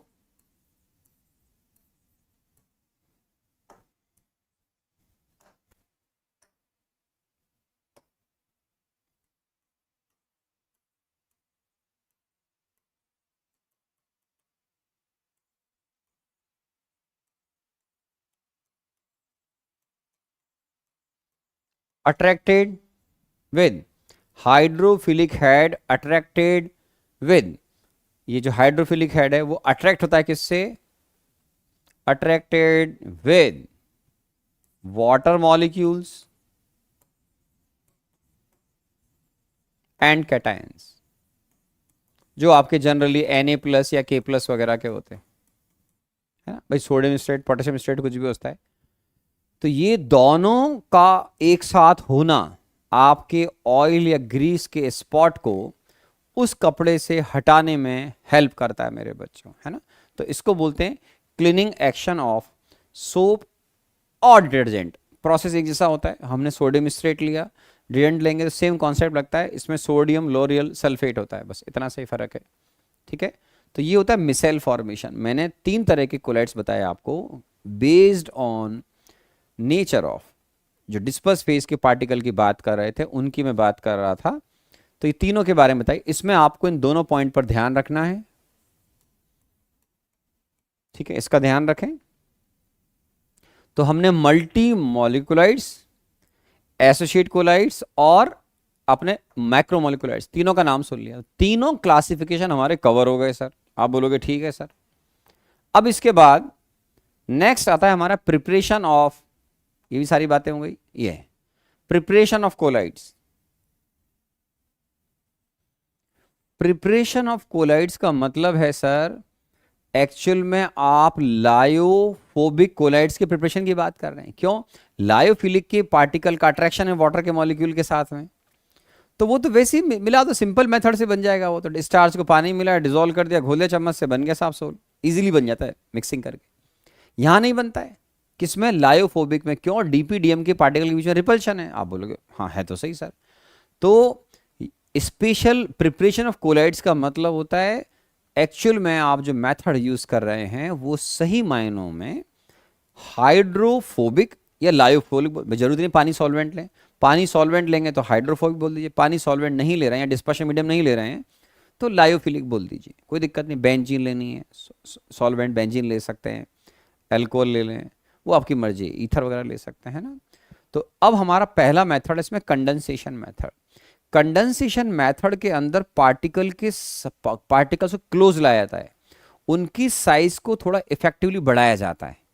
कंडेंसेशन मेथड में थोड़ा मॉलिक्यूल पास आने चाहिए, जो डिस्पर्स फेज के पार्टिकल में क्लोज लाया जाएगा, कंडेंसेशन। एक और डिस्पर्शन मेथड, डिस्पर्शन मीडियम में लार्ज साइज के पार्टिकल को तोड़कर छोटे पार्टिकल में कन्वर्ट किया जाएगा। Large size particle convert into small size particles in dispersion method. In condensation method small particles of disperse phase जो हैं, जो बाद में बनते हैं, उनको आपको पहले क्लोज लाना होता है और लार्ज साइज के पार्टिकल में कन्वर्ट करना, जिनका डायमीटर एक्चुअल में डिस्पर्स फेज के पार्टिकल डायमीटर के रेंज में आना चाहिए, 10⁻⁹ से लेकर 10⁻⁶ मीटर के बीच में। अब ये जो कंडेंसेशन मेथड है, इसमें फिजिकल मेथड भी होते हैं और केमिकल मेथड भी होते हैं। केमिकल मेथड मतलब केमिकल मेथड का मतलब है केमिकल रिएक्शन। फिजिकल मेथड का मतलब इसमें केमिकल रिएक्शन नहीं होती है। इसमें एक मेथड है एक्सिस कूलिंग मेथड, ये एनसीईआरटी वगैरह की बुक में नहीं मिलेगा आपको, है ना। एक्सिस कूलिंग मेथड क्या है? जैसे क्लोरोफॉर्म और वाटर है, अगर आप वाटर और क्लोरोफॉर्म को मिक्स करोगे तो उनसे सोल इफेक्टिव नहीं बनता है, नहीं बनता है सोल, है ना। लेकिन अगर मैं चाहता हूं कि वाटर का क्लोरोफॉर्म में सोल बने, तो पहले तो क्लोरोफॉर्म को लार्ज लो, लार्ज क्वांटिटी में एक्सिस रिएजेंट, और एक्सेस नहीं बोलना चाहिए बिकॉज यहाँ रिएक्शन नहीं होती है ना, तो आप सिंपल बोलो कि इसको लार्ज अमाउंट में ले लीजिए और स्मॉल अमाउंट में वाटर को ले लो। अब इसको जिसमें मिलाओगे उस पॉट के चारों तरफ एक्सेस में कूलिंग करो, शानदार। तो क्या होगा, ये जो क्लोरोफॉर्म ज्यादा है, पानी इसमें कम है, तो वाटर के मॉलिक्यूल एग्रीगेट होंगे, क्लोज आएंगे और सॉलिडिफाई हो जाते हैं। तो वाटर के मॉलिक्यूल सॉलिडिफाई होकर आइस में कन्वर्ट हो जाएंगे। तो ये बनेगा sol of ice in chloroform. इसका मतलब होता है जो क्लोरोफॉर्म है वो तो डिस्पर्शन मीडियम हो गया, और जो आइस है, जो आइस के पार्टिकल बनेंगे, ग्रेन्यूल्स बनेंगे, क्रिस्टल बनेंगे, वो आपका डिस्पर्स फेज का पार्टिकल है। तो आइस के पार्टिकल जो हैं उनका साइज बड़ा होता है, तो आपने वाटर के मॉलिक्यूल का पार्टिकल बढ़ाया एक तरीके से, साइज बढ़ाया एक तरीके से, कैसे, एक्सेस कूलिंग करके। तो वाटर को आपने आइस में कन्वर्ट किया। Now this is called sol of ice in chloroform. That is only possible when we do excess cooling. तो इस मेथड का नाम है एक्सेस कूलिंग मेथड। दूसरा मेथड होता है इसी फिजिकल मेथड में, वो होता है सॉल्वेंट एक्सचेंज मेथड। क्या होता है सॉल्वेंट एक्सचेंज मेथड? इसमें क्या है, बड़ा इजी तरीके से समझाता हूं।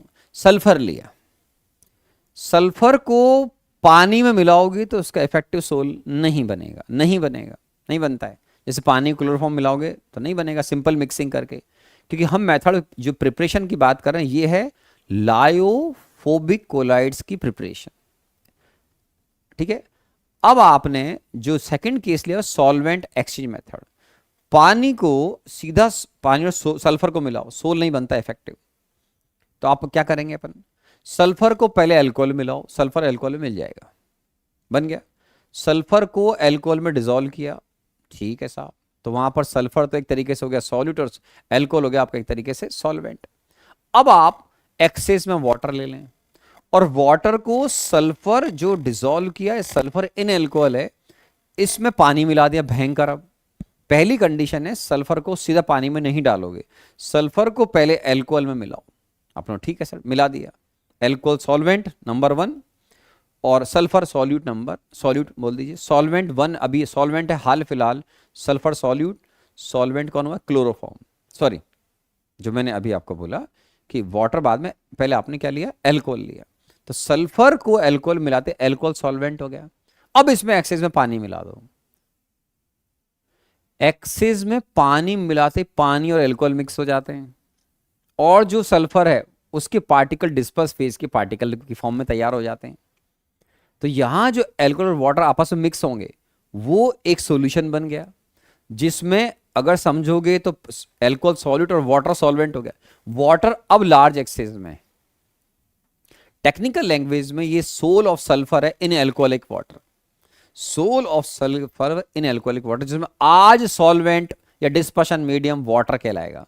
क्योंकि उसमें भी अगर डिटेल में जाओगे तो सल्फर तो कहलाएगा डिस्पर्स फेज का पार्टिकल, अल्कोहलिक वाटर के अंदर भी अगर और झांकोगे तो अल्कोहलिक वाटर में अल्कोहल वाटर आपस में मिक्स हो जाते हैं, तो अल्कोहल तो कहलाएगा सॉल्यूट आपके समझने के लिए, और वाटर कहलाएगा सॉल्वेंट।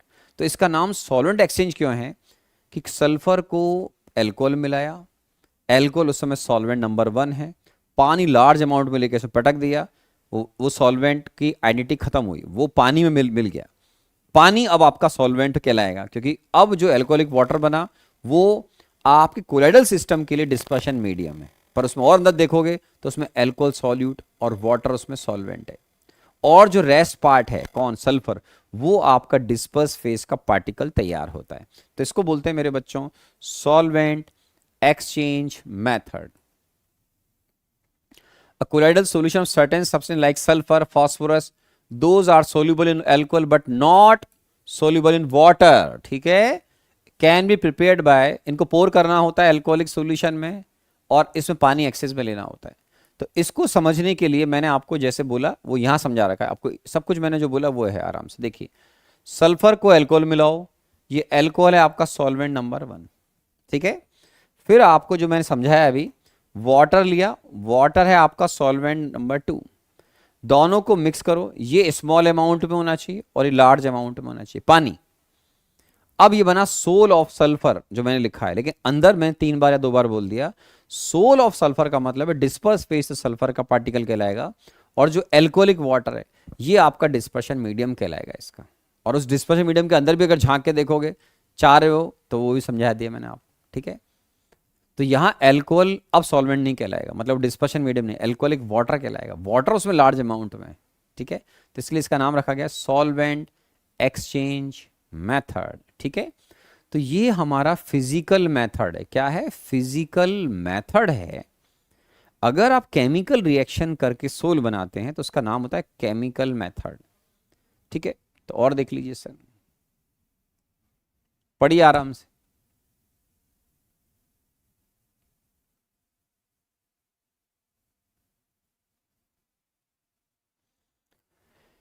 केमिकल मेथड है ना, colloidal solutions can be prepared by chemical reactions leading to formation of molecules by double decomposition. कई रिएक्शन होती है बच्चों, ऑक्सीडेशन रिडक्शन समझते हो, हाइड्रोलिसिस समझते हो। इससे क्या होगा कि आपके जो पार्टिकल हैं डिस्पर्स फेज के, वो थोड़ा एग्रीगेट होते हैं और सोल का फॉर्मेशन करते हैं। डिस्पर्शन मीडियम नहीं है, ये कौन सा चला, कंडेंसेशन मेथड का केमिकल मेथड। केमिकल रिएक्शन हो और पार्टिकल काफी क्लोज आ जाएं और डिस्पर्स फेज का पार्टिकल ट्रूली तैयार हो जाए, तो ये रिएक्शंस की बात कर रहे हैं। अब यहां पे देखिए, आर्सेनिक का ऑक्साइड है, उसका H2S से रिएक्शन हो रहा है, आप बोलोगे ठीक है। तो आर्सेनिक का सल्फाइड का सोल बन गया प्लस वाटर, केमिकल रिएक्शन हो गया मेरे बच्चों, डबल डिकम्पोजिशन। क्यों, दोनों ने एक दूसरे को रिप्लेस किया, इसमें से सल्फर इधर चला गया, या ऐसे बोलिए इसका ऑक्सीजन इधर आ गया, ऐसे ही है ऑक्सीडेशन। बिल्कुल ठीक है सर, एक्चुअल में वो रेडॉक्स रिएक्शन है पूरा, लेकिन अगर इसमें देखोगे तो H2S में जो सल्फर -2 में वो 0 में चला जाता है। तो सल्फर के एक तरह के पार्टिकल का जो H2S में प्रेजेंट है उनका ऑक्सीडेशन हो जाता है। गोल्ड की क्लोराइड में आपने SCHO और वाटर मिलाया, तो गोल्ड के क्लोराइड में AuCl3 में गोल्ड का नंबर +3 है, तो +3 से, जैसे यहाँ -2 है, ऐसा समझते हैं अपन, ये 0 में जा रहा है, हालांकि फिर रिडॉक्स है अपने आप में, ये +3 है, +3 से कहाँ जा रहा है, 0। तो ये रिडक्शन हो रहा है किसका, एक्चुअल में गोल्ड का रिडक्शन हो रहा है। यहां बोलना चाहिए एक्चुअल में oxidation of sulphur present in H2S। FeCl3 है मेरे बच्चों, FeCl3 का हाइड्रोलिसिस किया, हॉट वाटर जनरली हम लेते हैं, तो फेरिक हाइड्रोक्साइड का सोल बनेगा। जहां जहां सोल लिखा हुआ है इस पर ध्यान देना है एग्जाम में। ऐसे करके आप सल्फर का सोल, उसमें आर्सेनिक के सल्फाइड का सोल, इधर गोल्ड का सोल, या इधर आप फेरिक हाइड्रोक्साइड का सोल तैयार कर लेते हैं। तो ये जो केसेस हैं उनको बोलते हैं हम केमिकल रिएक्शन के थ्रू आप सोल फॉर्मेशन कर रहे हैं, क्या, with the help of chemical reaction आप इस तरीके से सोल प्रिपरेशन कर रहे हैं, ठीक है। फिजिकल मेथड अलग थे, केमिकल मेथड अलग है। अब ये थे कंडेंसेशन मेथड के दो पार्ट, फिजिकल और केमिकल। इसमें जो ये आर्सेनिक के सल्फाइड का सोल बनता है, एक्चुअल में ये बहुत सारे पार्टिकल के एग्रीगेशन से बनता है। तो इसका डायमीटर जो होता है वो एक्चुअल में डिस्पर्स फेज के पार्टिकल का डायमीटर होता है, जिसको हम बोलते हैं कोलाइडल रेंज पार्टिकल डायमीटर, है ना। अब आइए आगे, दूसरा है डिस्पर्शन मेथड। कंडेंसेशन मेथड में जहां रिलेटिवली स्मॉल साइज के पार्टिकल को एग्रीगेट करके लार्ज साइज के पार्टिकल में तैयार करते हैं, जो मेथड मैंने अभी बताया, यहां उल्टा है। डिस्पर्शन मेथड में लार्ज साइज के पार्टिकल को ब्रेक करो और ब्रेक करके ना कोलाइडल रेंज के पार्टिकल में ले आओ, मतलब आप ऐसा करके लार्ज साइज के पार्टिकल को तोड़ दो और उनको कोलाइडल रेंज के पार्टिकल में कन्वर्ट कर लो। जैसे आपने कभी सीमेंट का नाम सुना होगा, लाइमस्टोन पत्थर चट्टानों को पहले लाया जाता है, उनको वॉशिंग वगैरह कर क्रश किया जाता है, फिर उनको स्मॉल साइज के पार्टिकल में कन्वर्ट किया जाता है फाइनली सीमेंट प्लांट के अंदर।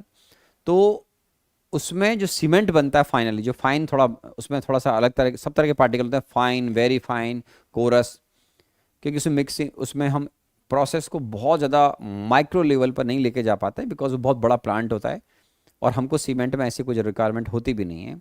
लेकिन अगर आप चाहते हैं कि पार्टिकल की साइज़ बहुत यूनिफॉर्म हो, होमोजीनियस हो, तो फिर उसके लिए स्पेशल टेक्निक और यूज़ करनी पड़ती है, अलग मशीनरी होती है। जैसे आपने कभी टेल्कम पाउडर देखा होगा, टेल्कम जो पाउडर होता है वो फेस पे लगाओगे तो आपको बहुत सॉफ्टनेस की फील आएगी, बिकॉज पार्टिकल डायमीटर बहुत छोटा कर दिया आपने, पीस दिया उसको अच्छे तरीके से।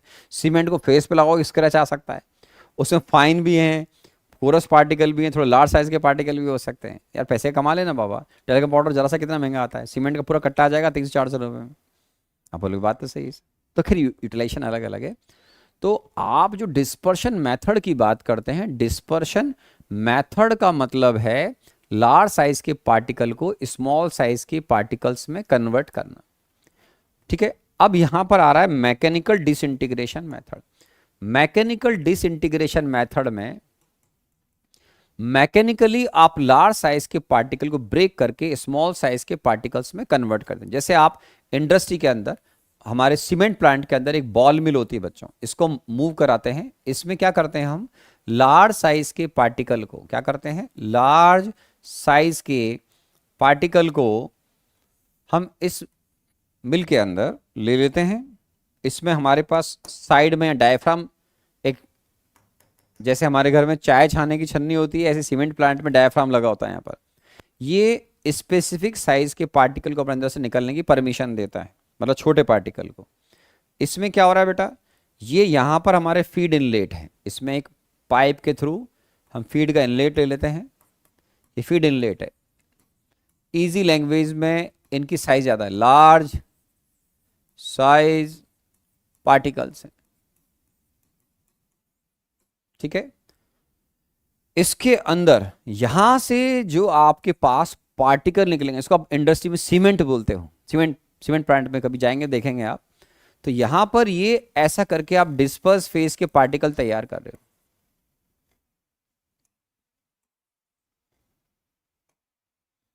तो हम इसको बोलने को सोल बोलते हैं, सीमेंट सोल सोल बोलते हैं, लेकिन आप एक्चुअल में यहां पर आप एक्चुअल में डिस्पर्स फेज के पार्टिकल तैयार कर रहे हो। और इसके अंदर क्या होता है मेरे बच्चों, ये बहुत हैवी स्टील की बॉल होती है, अलग अलग डायमीटर की, छोटी बड़ी सब तरह की बॉल होती है इसके अंदर थोड़ा बहुत। तो होता क्या, ये मिल सीमेंट मिल होती है हमारी इंडस्ट्री की, तो इसको हम बॉल मिल भी बोलते हैं। क्या बोलते हैं, बॉल मिल। तो बॉल मिल लार्ज साइज के पार्टिकल को स्मॉल साइज के पार्टिकल में कन्वर्ट कर दे। इसको रोटेट करो आप, तो क्या होगा, ये बॉल 100 में टन में होती है। ये मिल बहुत बड़ी होती है बच्चों, इसके अंदर आप घूम भी सकते हो, इतनी बड़ी मिल होती है। सीमेंट प्लांट का लास्ट सेक्शन होता है हमारा। इसको घुमाओगे तो ये जो 100 में टन में आपकी सीमेंट की बॉल है, जैसे ही ये एक लेवल तक सरफेस आ जाएंगी, फिर ये ड्यू टू ग्रेविटी नीचे गिरेंगी। तो जब ये नीचे गिरेंगी तो इनके नीचे जो दब गया उसका चूरा हो जाएगा, मतलब वो होंगे आपके क्लिंकर बोलते हैं सीमेंट इंडस्ट्री में, उसको आप यहाँ से कन्वेयर बेल्ट से लाकर इसमें गिरा रहे होते हैं, तो इनकी साइज ज़्यादा होती है। तो इस सीमेंट प्लांट का लास्ट सेक्शन मैंने बोला बॉल मिल, एक बॉल मिल है। तो इसमें ये जो स्टेनलेस स्टील की बॉल है, स्टेनलेस स्टील बॉल वगैरह होती हैं, ये बहुत हाई डेंसिटी होती है, बहुत भारी होती है मेरे बच्चों। आपने कभी आयरन के पीस को उठा के देखा, बॉल वगैरह वो बहुत भारी होता है, वो शॉर्ट पुट वगैरह में देखा भी होगा आपने, नहीं? तो ये जो बॉल हैं काफ़ी हैवी होती हैं। तो जैसे ड्यू टू ग्रेविटी गिरती हैं, तो हमारे ये क्लिंकर या जो फीड इनलेट दिखा रखा है मैंने, लार्ज साइज के पार्टिकल क्रश कर देती हैं। और जहाँ से जो निकलेगा वो आपका, हम ऐसा बोलते हैं सोल बन गया। सोल का मतलब एक्चुअल में डिस्पर्स फेज का पार्टिकल बन गया। इसको एयर मिला दो, तो एयर में आप सीमेंट को मिला दो, तो क्योंकि इसमें सब तरह के पार्टिकल होते हैं, फाइन जो पार्टिकल होंगे हवा में मिल जाएंगे, तो वो आपका सीमेंट का या एक तरीके से एरोसोल बन जाएगा, जिसमें सॉलिड हवा में तैर रहा होगा। और कुछ जो नीचे बैठ गया, क्योंकि उनकी पार्टिकल की साइज ज़्यादा थी, वो आपका कोरस पार्टिकल होता है, वो नीचे बैठ जाएगा, जिसकी पार्टिकल डायमीटर ज़्यादा होता है, वो हवा में नहीं उड़ेगा, वो नीचे बैठ जाएगा। वो ऐसा भी होता है सीमेंट में। लेकिन टेल्कम पाउडर का देखा होगा आपने, जॉनसन या डव का आप टेल्कम पाउडर लेंगे तो महंगा होता है, उसको स्किन पे लगाओ, लगा के देखो, बहुत अच्छी फील आती है, उसमें बहुत सॉफ्ट होता है वो। उसको हम ऐसे पाउडर वगैरह को हम कोलाइडल मिल के अंदर बनाते हैं इंडस्ट्री में। कोलाइडल जो मिल होती है उसमें क्या है, आपकी जो ब्लेड होती हैं ये रोटेट कर रही होती हैं। तो इसमें क्या करते हैं मेरे बच्चों, हमारी जो कोलाइडल मिल होती है, इसमें हम क्या करते हैं, हम हमारे हिसाब से डिसाइड करते हैं कि हमको इनलेट क्या लेना है, मतलब साइज क्या है, लार्ज साइज के पार्टिकल को, इनको मुझे अंत में स्मॉल साइज के पार्टिकल में कन्वर्ट करना होता है। वही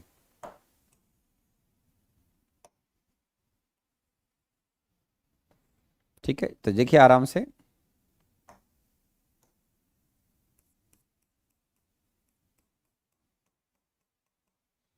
ये हमारी ब्लेड्स लगी होती है मेरे बच्चों, और इसमें आपके पास जो आरपीएम होता है इन ब्लेड का, वो बहुत ज़्यादा होता है मेरे बच्चों।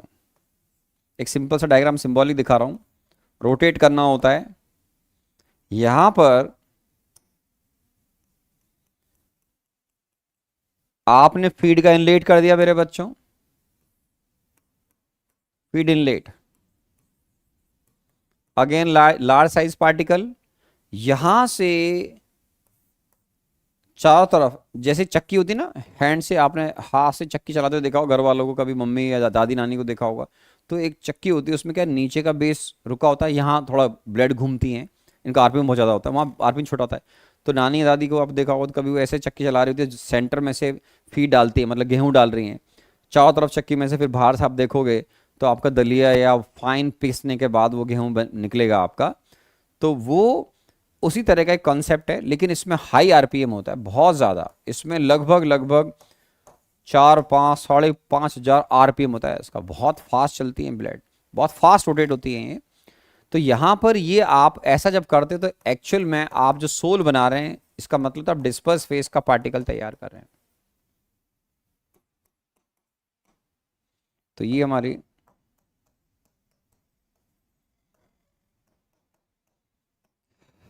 कोलाइडल मिल होती है मेरे बच्चों। क्या होती है? कोलाइडल मिल होती है हमारी। तो ये हमारा डिस्पर्शन मेथड है, जिसमें आप लार्ज साइज के पार्टिकल को ब्रेक करते हो स्मॉल साइज के पार्टिकल्स में, ठीक है। तो इस तरीके से हम बात करते हैं। फिर नेक्स्ट आता है हमारा एक और है ब्रेडिक्स आर्क मेथड। क्या लिखा हुआ है? Bredig's arc method. मेरे ख्याल से अगले 2 लेक्चर में हम इस चैप्टर को फिनिश कर देंगे, मतलब अगले वीक में अपना चैप्टर खत्म और शीट का डिस्कशन कर देंगे तो खत्म हो जाएगा, ठीक है ना। तो देखिए, इलेक्ट्रिक डिसइंटीग्रेशन और ब्रेडिक्स आर्क मेथड पर अपन बात कर रहे हैं। मेरे लेक्चर को अगर सुनने के बाद जब आप एनसीईआरटी की बुक पढ़ेंगे तो आपको लगेगा वाह यार, जेई मेन बोर्ड एडवांस सबका काम हो गया। नहीं सुनोगे तो आपको फील नहीं आएगी इस चैप्टर की। आगे आपकी मर्जी, किसी को नहीं सुनना हो, मैं तो रट लूंगा सर, तो रट ले, समझ के रटने में ज्यादा अच्छा लगता है। ब्रेडिक्स आर्क मेथड, ये जो मेथड है ये इलेक्ट्रिकल डिसइंटीग्रेशन मेथड भी बोलते हैं इसको, electrical disintegration of Bredig's arc method. इसमें इलेक्ट्रिक आर्क प्रोड्यूस की जाती है उस मेटल के इलेक्ट्रोड से जिसकी आपको सोल बनाना है। आराम सुनिएगा, ये जो मेथड है, कुछ देर पहले आप कंडेंसेशन और डिस्पर्शन मेथड सुन रहे थे, ये उन दोनों मेथड का कॉम्बिनेशन होता है। कौन सा? कंडेंसेशन और डिस्पर्शन। इसमें क्या होता है बेटा, जिस मेटल की आपको, ये जो स्पेशल मेथड है वो मेटल के सोल बनाने में बहुत काम में लिया जाता है। प्लेटिनम, गोल्ड, सिल्वर, जिनके आसानी से सोल नहीं बनते, उनके सोल स्पेशली इस मेथड से सक्सेसफुली बनाए जाते हैं। इस मेथड के अंदर कॉम्बिनेशन है कंडेंसेशन डिस्पर्शन का। What do condensation? कंडेंसेशन का मतलब होता है पार्टिकल को क्लोज आना, डिस्पर्शन का मतलब पार्टिकल का दूर जाना। तो कैसे करते हैं अपन? मान लीजिए आपको गोल्ड का सोल बनाना है, तो पहले गोल्ड के 2 इलेक्ट्रोड लीजिए, बैटरी वगैरह से कनेक्ट कर देंगे अपन। अब इस गोल्ड का जिस डिस्पर्शन मीडियम में सोल बनाना है उसके अंदर इनको पटक दीजिए, वायर से कनेक्ट कर दीजिए, इलेक्ट्रिकली कनेक्ट कर दीजिएगा। इस वेसल के चारों तरफ, जिसमें डिस्पर्शन मीडियम में आपने मेटल के इलेक्ट्रोड डाल रखे हैं, चारों तरफ एक्सिस में कूलिंग करो। कूलिंग करना है एक्सिस में। अब क्या होगा, हम क्या करेंगे, इलेक्ट्रिक कनेक्शन कंप्लीट करने के बाद उन दोनों गोल्ड के इलेक्ट्रोड को स्ट्राइक करवाएंगे। मेटल के इलेक्ट्रोड की जब आप को स्ट्राइक करवाओगे तो बहुत ज्यादा हीट प्रोड्यूस होती है। इलेक्ट्रिक आर्क बहुत हाई टेम्परेचर पे देखा होगा आपने, जैसे आप सिंपल फुलझड़ी को भी जलाते दिवाली पे, रेड टिप जहां होता है ना, वहां टेम्परेचर 300 400 500 डिग्री तक आराम से जाता है। वहां पे जो फुलझड़ी अच्छी क्वालिटी की रेड दिखती है ना आपको, रेड हॉट, तो स्पार्क का टेम्परेचर बहुत ज्यादा होता है।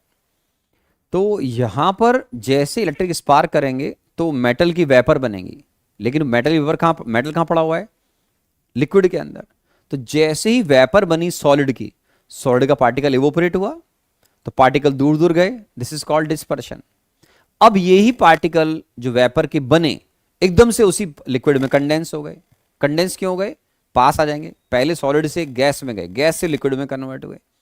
तो ये जो वेपर कंडेंस हुई, कहां कंडेंस हुई? डिस्पर्शन मीडियम में। क्यों हुई? डिस्पर्शन मीडियम की चारों तरफ कूलिंग सब्सटेंस आइस बात लगा रखा है मैंने। तो ऐसे करूंगा तो मैं मेटल के सोल को प्रिपेयर कर लेता हूं। क्या कर लेता हूं? मेटल के सोल को प्रिपेयर कर लेता हूं। तो देखिए क्या है, This process involved dispersion as well as condensation. Colloidal solution of metals such as gold, silver, platinum each can be prepared by this method.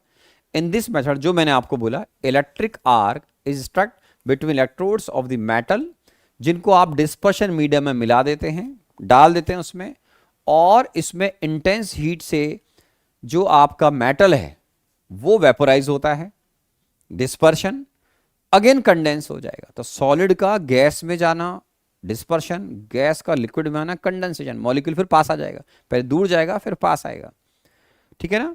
तो ये जो आपके मेटल की वेपर बनेंगी वो जब कंडेंस होंगी उस डिस्पर्शन मीडियम में, तो इनके पार्टिकल का डायमीटर कोलोइडल रेंज का होता है. ऐसा करने का मतलब होता है आपने डिस्पर्स फेस का पार्टिकल, अगर गोल्ड के इलेक्ट्रोड है तो गोल्ड का तैयार कर दिया. तो इसके लिए डायग्राम भी दिखाता हूं मैं आपको, जैसे डायग्राम आप देखते रहे आराम से, है ना. जिस मेटल के इलेक्ट्रोड है उनको यहां ले लीजिए. जैसे हमने बोला कि सर हमारे पास मान लो प्लेटिनम चाहिए, प्लेटिनम ले लो. गोल्ड चाहिए, गोल्ड का इलेक्ट्रोड ले लो मेरे बच्चों. ये आपने कहा मैं प्लेटिनम के इलेक्ट्रोड है, बोलने में क्या जा रहा है, गोल्ड ले लो, नाराज क्यों होते हो, है ना. ये हमारे मेटल के इलेक्ट्रोड है.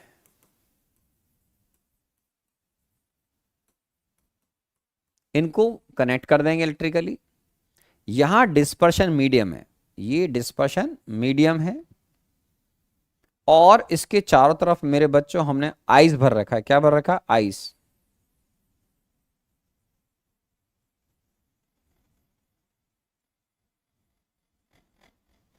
आइस बात लिखा हुआ है. ठीक है. तो ये तो हो गया हमारा डिस्पर्शन मीडियम. मान लो इसको अपन ब्लू कलर कर दें चाहो तो भले, कोई दिक्कत नहीं है ना. तो ये तो है हमारा डिस्पर्शन मीडियम, बहुत बढ़िया. तो ये मेटल के इलेक्ट्रोड को आपस में एक दूसरे से टकराया आपने, ठीक है सर. जैसे इनको एक दूसरे से टकराया आपने, इलेक्ट्रिक आर्क प्रोड्यूस हुई. उस इलेक्ट्रिक आर्क से मेटल वेपोराइज हुआ. ये मेटल की वेपोराइज होना मैंने अभी समझाया आपको, ये डिस्पर्शन हो गया. वेपर कंडेंस हो गई इसी डिस्पर्शन मीडियम में, ये कंडेंसेशन हो गया, पार्टिकल फिर क्लोज आ गया. जब ये मेटल की वेपर कंडेंस होंगी इस डिस्पर्शन मीडियम के अंदर जो कि एक लिक्विड है, तो यहां पर ये जो मेटल की वेपर के पार्टिकल कंडेंस होते हैं, ये सही मायनों में अब आपके डिस्पर्स फेज के पार्टिकल तैयार हो जाते हैं. तो इस तरीके से हम इसको बोलते हैं कि हमने इस तरीके से मेटल सोल प्रिपेयर किया. ब्रिडिक्स सर ने एक्सपेरिमेंट किया, उनके रेस्पेक्ट में इसको ब्रिडिक्स आर्क मेथड भी बोलते हैं, या electrical disintegration of ब्रिडिक्स arc method भी बोलते हैं. ठीक है ना. तो ये जो मेथड है स्पेशली ये मेटल सोल वगैरह के लिए काम में लिया जाता है. ठीक है ना. तो ये हमारा एक बहुत ही इंटरेस्टिंग मेथड है, इजी है, ऐसा तो कोई दिक्कत नहीं है. पर इसमें इलेक्ट्रिक आर्क को क्योंकि आपने यूज करा है तो इसको अलग कैटेगरी देते हैं. जैसे हमने पहले पढ़ा था, फर्स्ट पढ़ा हमने कंडेंसेशन मेथड. कंडेंसेशन मेथड को दो पार्ट में डिवाइड किया, फिजिकल एंड केमिकल. आप बोलोगे हाँ सर ठीक है, फिजिकल केमिकल आ गया. फिर हमने फिजिकल और केमिकल मेथड को साइड में किया, वो पूरा हो गया आपका. फिर हम सेकंड पार्ट पर आए, डिस्पर्शन मेथड. डिस्पर्शन मेथड का मतलब हुआ जिसमें पार्टिकल साइज को छोटा किया जाएगा, जो इंडस्ट्रीज में जनरली हम मैकेनिकल मेथड यूज करते हैं. तो मैकेनिकल मेथड जो था आपका, वो मैकेनिकल जो मेथड है उसका आपने कहा कि सर उसमें आप लार्ज साइज के पार्टिकल को तोड़कर रिलेटिवली स्मॉल साइज के पार्टिकल में कन्वर्ट कर रहे होते हैं. फिर आपने बोला इलेक्ट्रिकल डिसइंटीग्रेशन मेथड. तो आपके पास ये देखिए अलग अलग मेथड चलते आए हैं. डिस्पर्शन मेथड हो गया, उसके अंदर इसमें एक्चुअल में पूरा डिस्पर्शन मेथड नहीं होता है. ये डिस्पर्शन तो प्रॉपर मेथड है, वो एक्चुअल में डिस्पर्शन भी है और कंडेंसेशन भी है. तो इसलिए उसको अपन थोड़ा अलग लिखते हैं कि वो मेथड जो है मैकेनिकल डिसइंटीग्रेशन मतलब क्या है, इसमें आप मैकेनिकली पार्टिकल को तोड़ रहे हो मशीन से, बस सिंपल लैंग्वेज में. इलेक्ट्रिकल मेथड का मतलब क्या, वहां पर आप इलेक्ट्रिक आर्क की हेल्प ले रहे हो, पूरा कनेक्शन बना रहे हो इलेक्ट्रिकली. तो ये आपका मैकेनिकल मेथड. इंडस्ट्रीज में बिल्कुल टेलकम पाउडर आपने कभी देखा होगा, तो आपने कभी बचपन में लगाया भी होगा अपने सर फेस पर थोपड़े पे, नहीं तो प्यारे से फेस पर लगाया होगा तो बहुत अच्छी फील आएगी. डव का ले लीजिए, अरे बहुत सिंपल, नहीं तो बहुत सारे ब्रांड आते हैं, कुछ भी ले लीजिए आपको जो अच्छा लगता हो. नहीं तो टेलकम पाउडर इस मेथड से बनाया जाता है. तो ये जो मेथड है एक्चुअल में इलेक्ट्रिक मेथड भी बोलते हैं, और इसको पूरा नाम है electrical disintegration of ब्रिडिक्स arc method. तो ये एक्चुअल में डिस्पर्शन तो है, मना नहीं कर रहा हूं, लेकिन इसमें एक्चुअल में कंडेंसेशन भी है, ये भी सच है। लेकिन हाँ ऑफ कोर्स डिस्पर्शन ज्यादा है, क्योंकि सॉलिड का वेपर में जाना डिस्पर्शन, वेपर का लिक्विड में आना। तो आपने पढ़ा है सॉलिड के कंपैरिजन में लिक्विड के मॉलिक्यूल दूर होते हैं, लिक्विड के कंपैरिजन में गैस के मॉलिक्यूल और भी दूर होते हैं।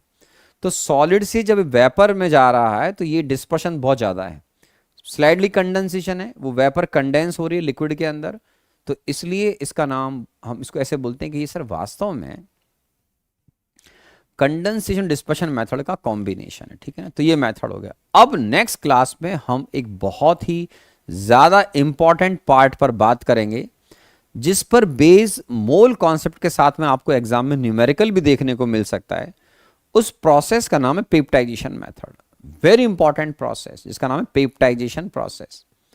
पेप्टाइजेशन वो क्या है बताऊंगा, कि how we can convert fresh precipitate into colloidal solution, या कोलाइडल सोल बोल दीजिए। वो कैसे करते हैं, कौन फ्रेश प्रेसिपिटेट कैसे बना, या उसमें जो हम फ्रेश प्रेसिपिटेट को कोलाइडल सोल में कन्वर्ट करने की बात करते हैं, तो उसमें किस इलेक्ट्रोलाइट को मिलाकर कैसे बनाते हैं, पेप्टाइजिंग एजेंट क्या है, उस पर मैं नेक्स्ट क्लास में आपसे आराम से बात करूंगा, है ना। मैंने जो अब तक आपसे पास्ट में बातें की उसके अकॉर्डिंग सॉलिड स्टेट खत्म हो गया था, सारी शीट में से एक एक्सरसाइज बची हुई लास्ट एक्सरसाइज नंबर 3। मैंने आपको पहले ही बोला था कि अब हम नेक्स्ट क्लास में सॉलिड स्टेट की शीट को डिस्कस करेंगे, भूल मत जाना। Next class solid state, last exercise बची हुई है सॉलिड स्टेट शीट। कोई भूल जाए भाई साहब, नेक्स्ट क्लास होमवर्क,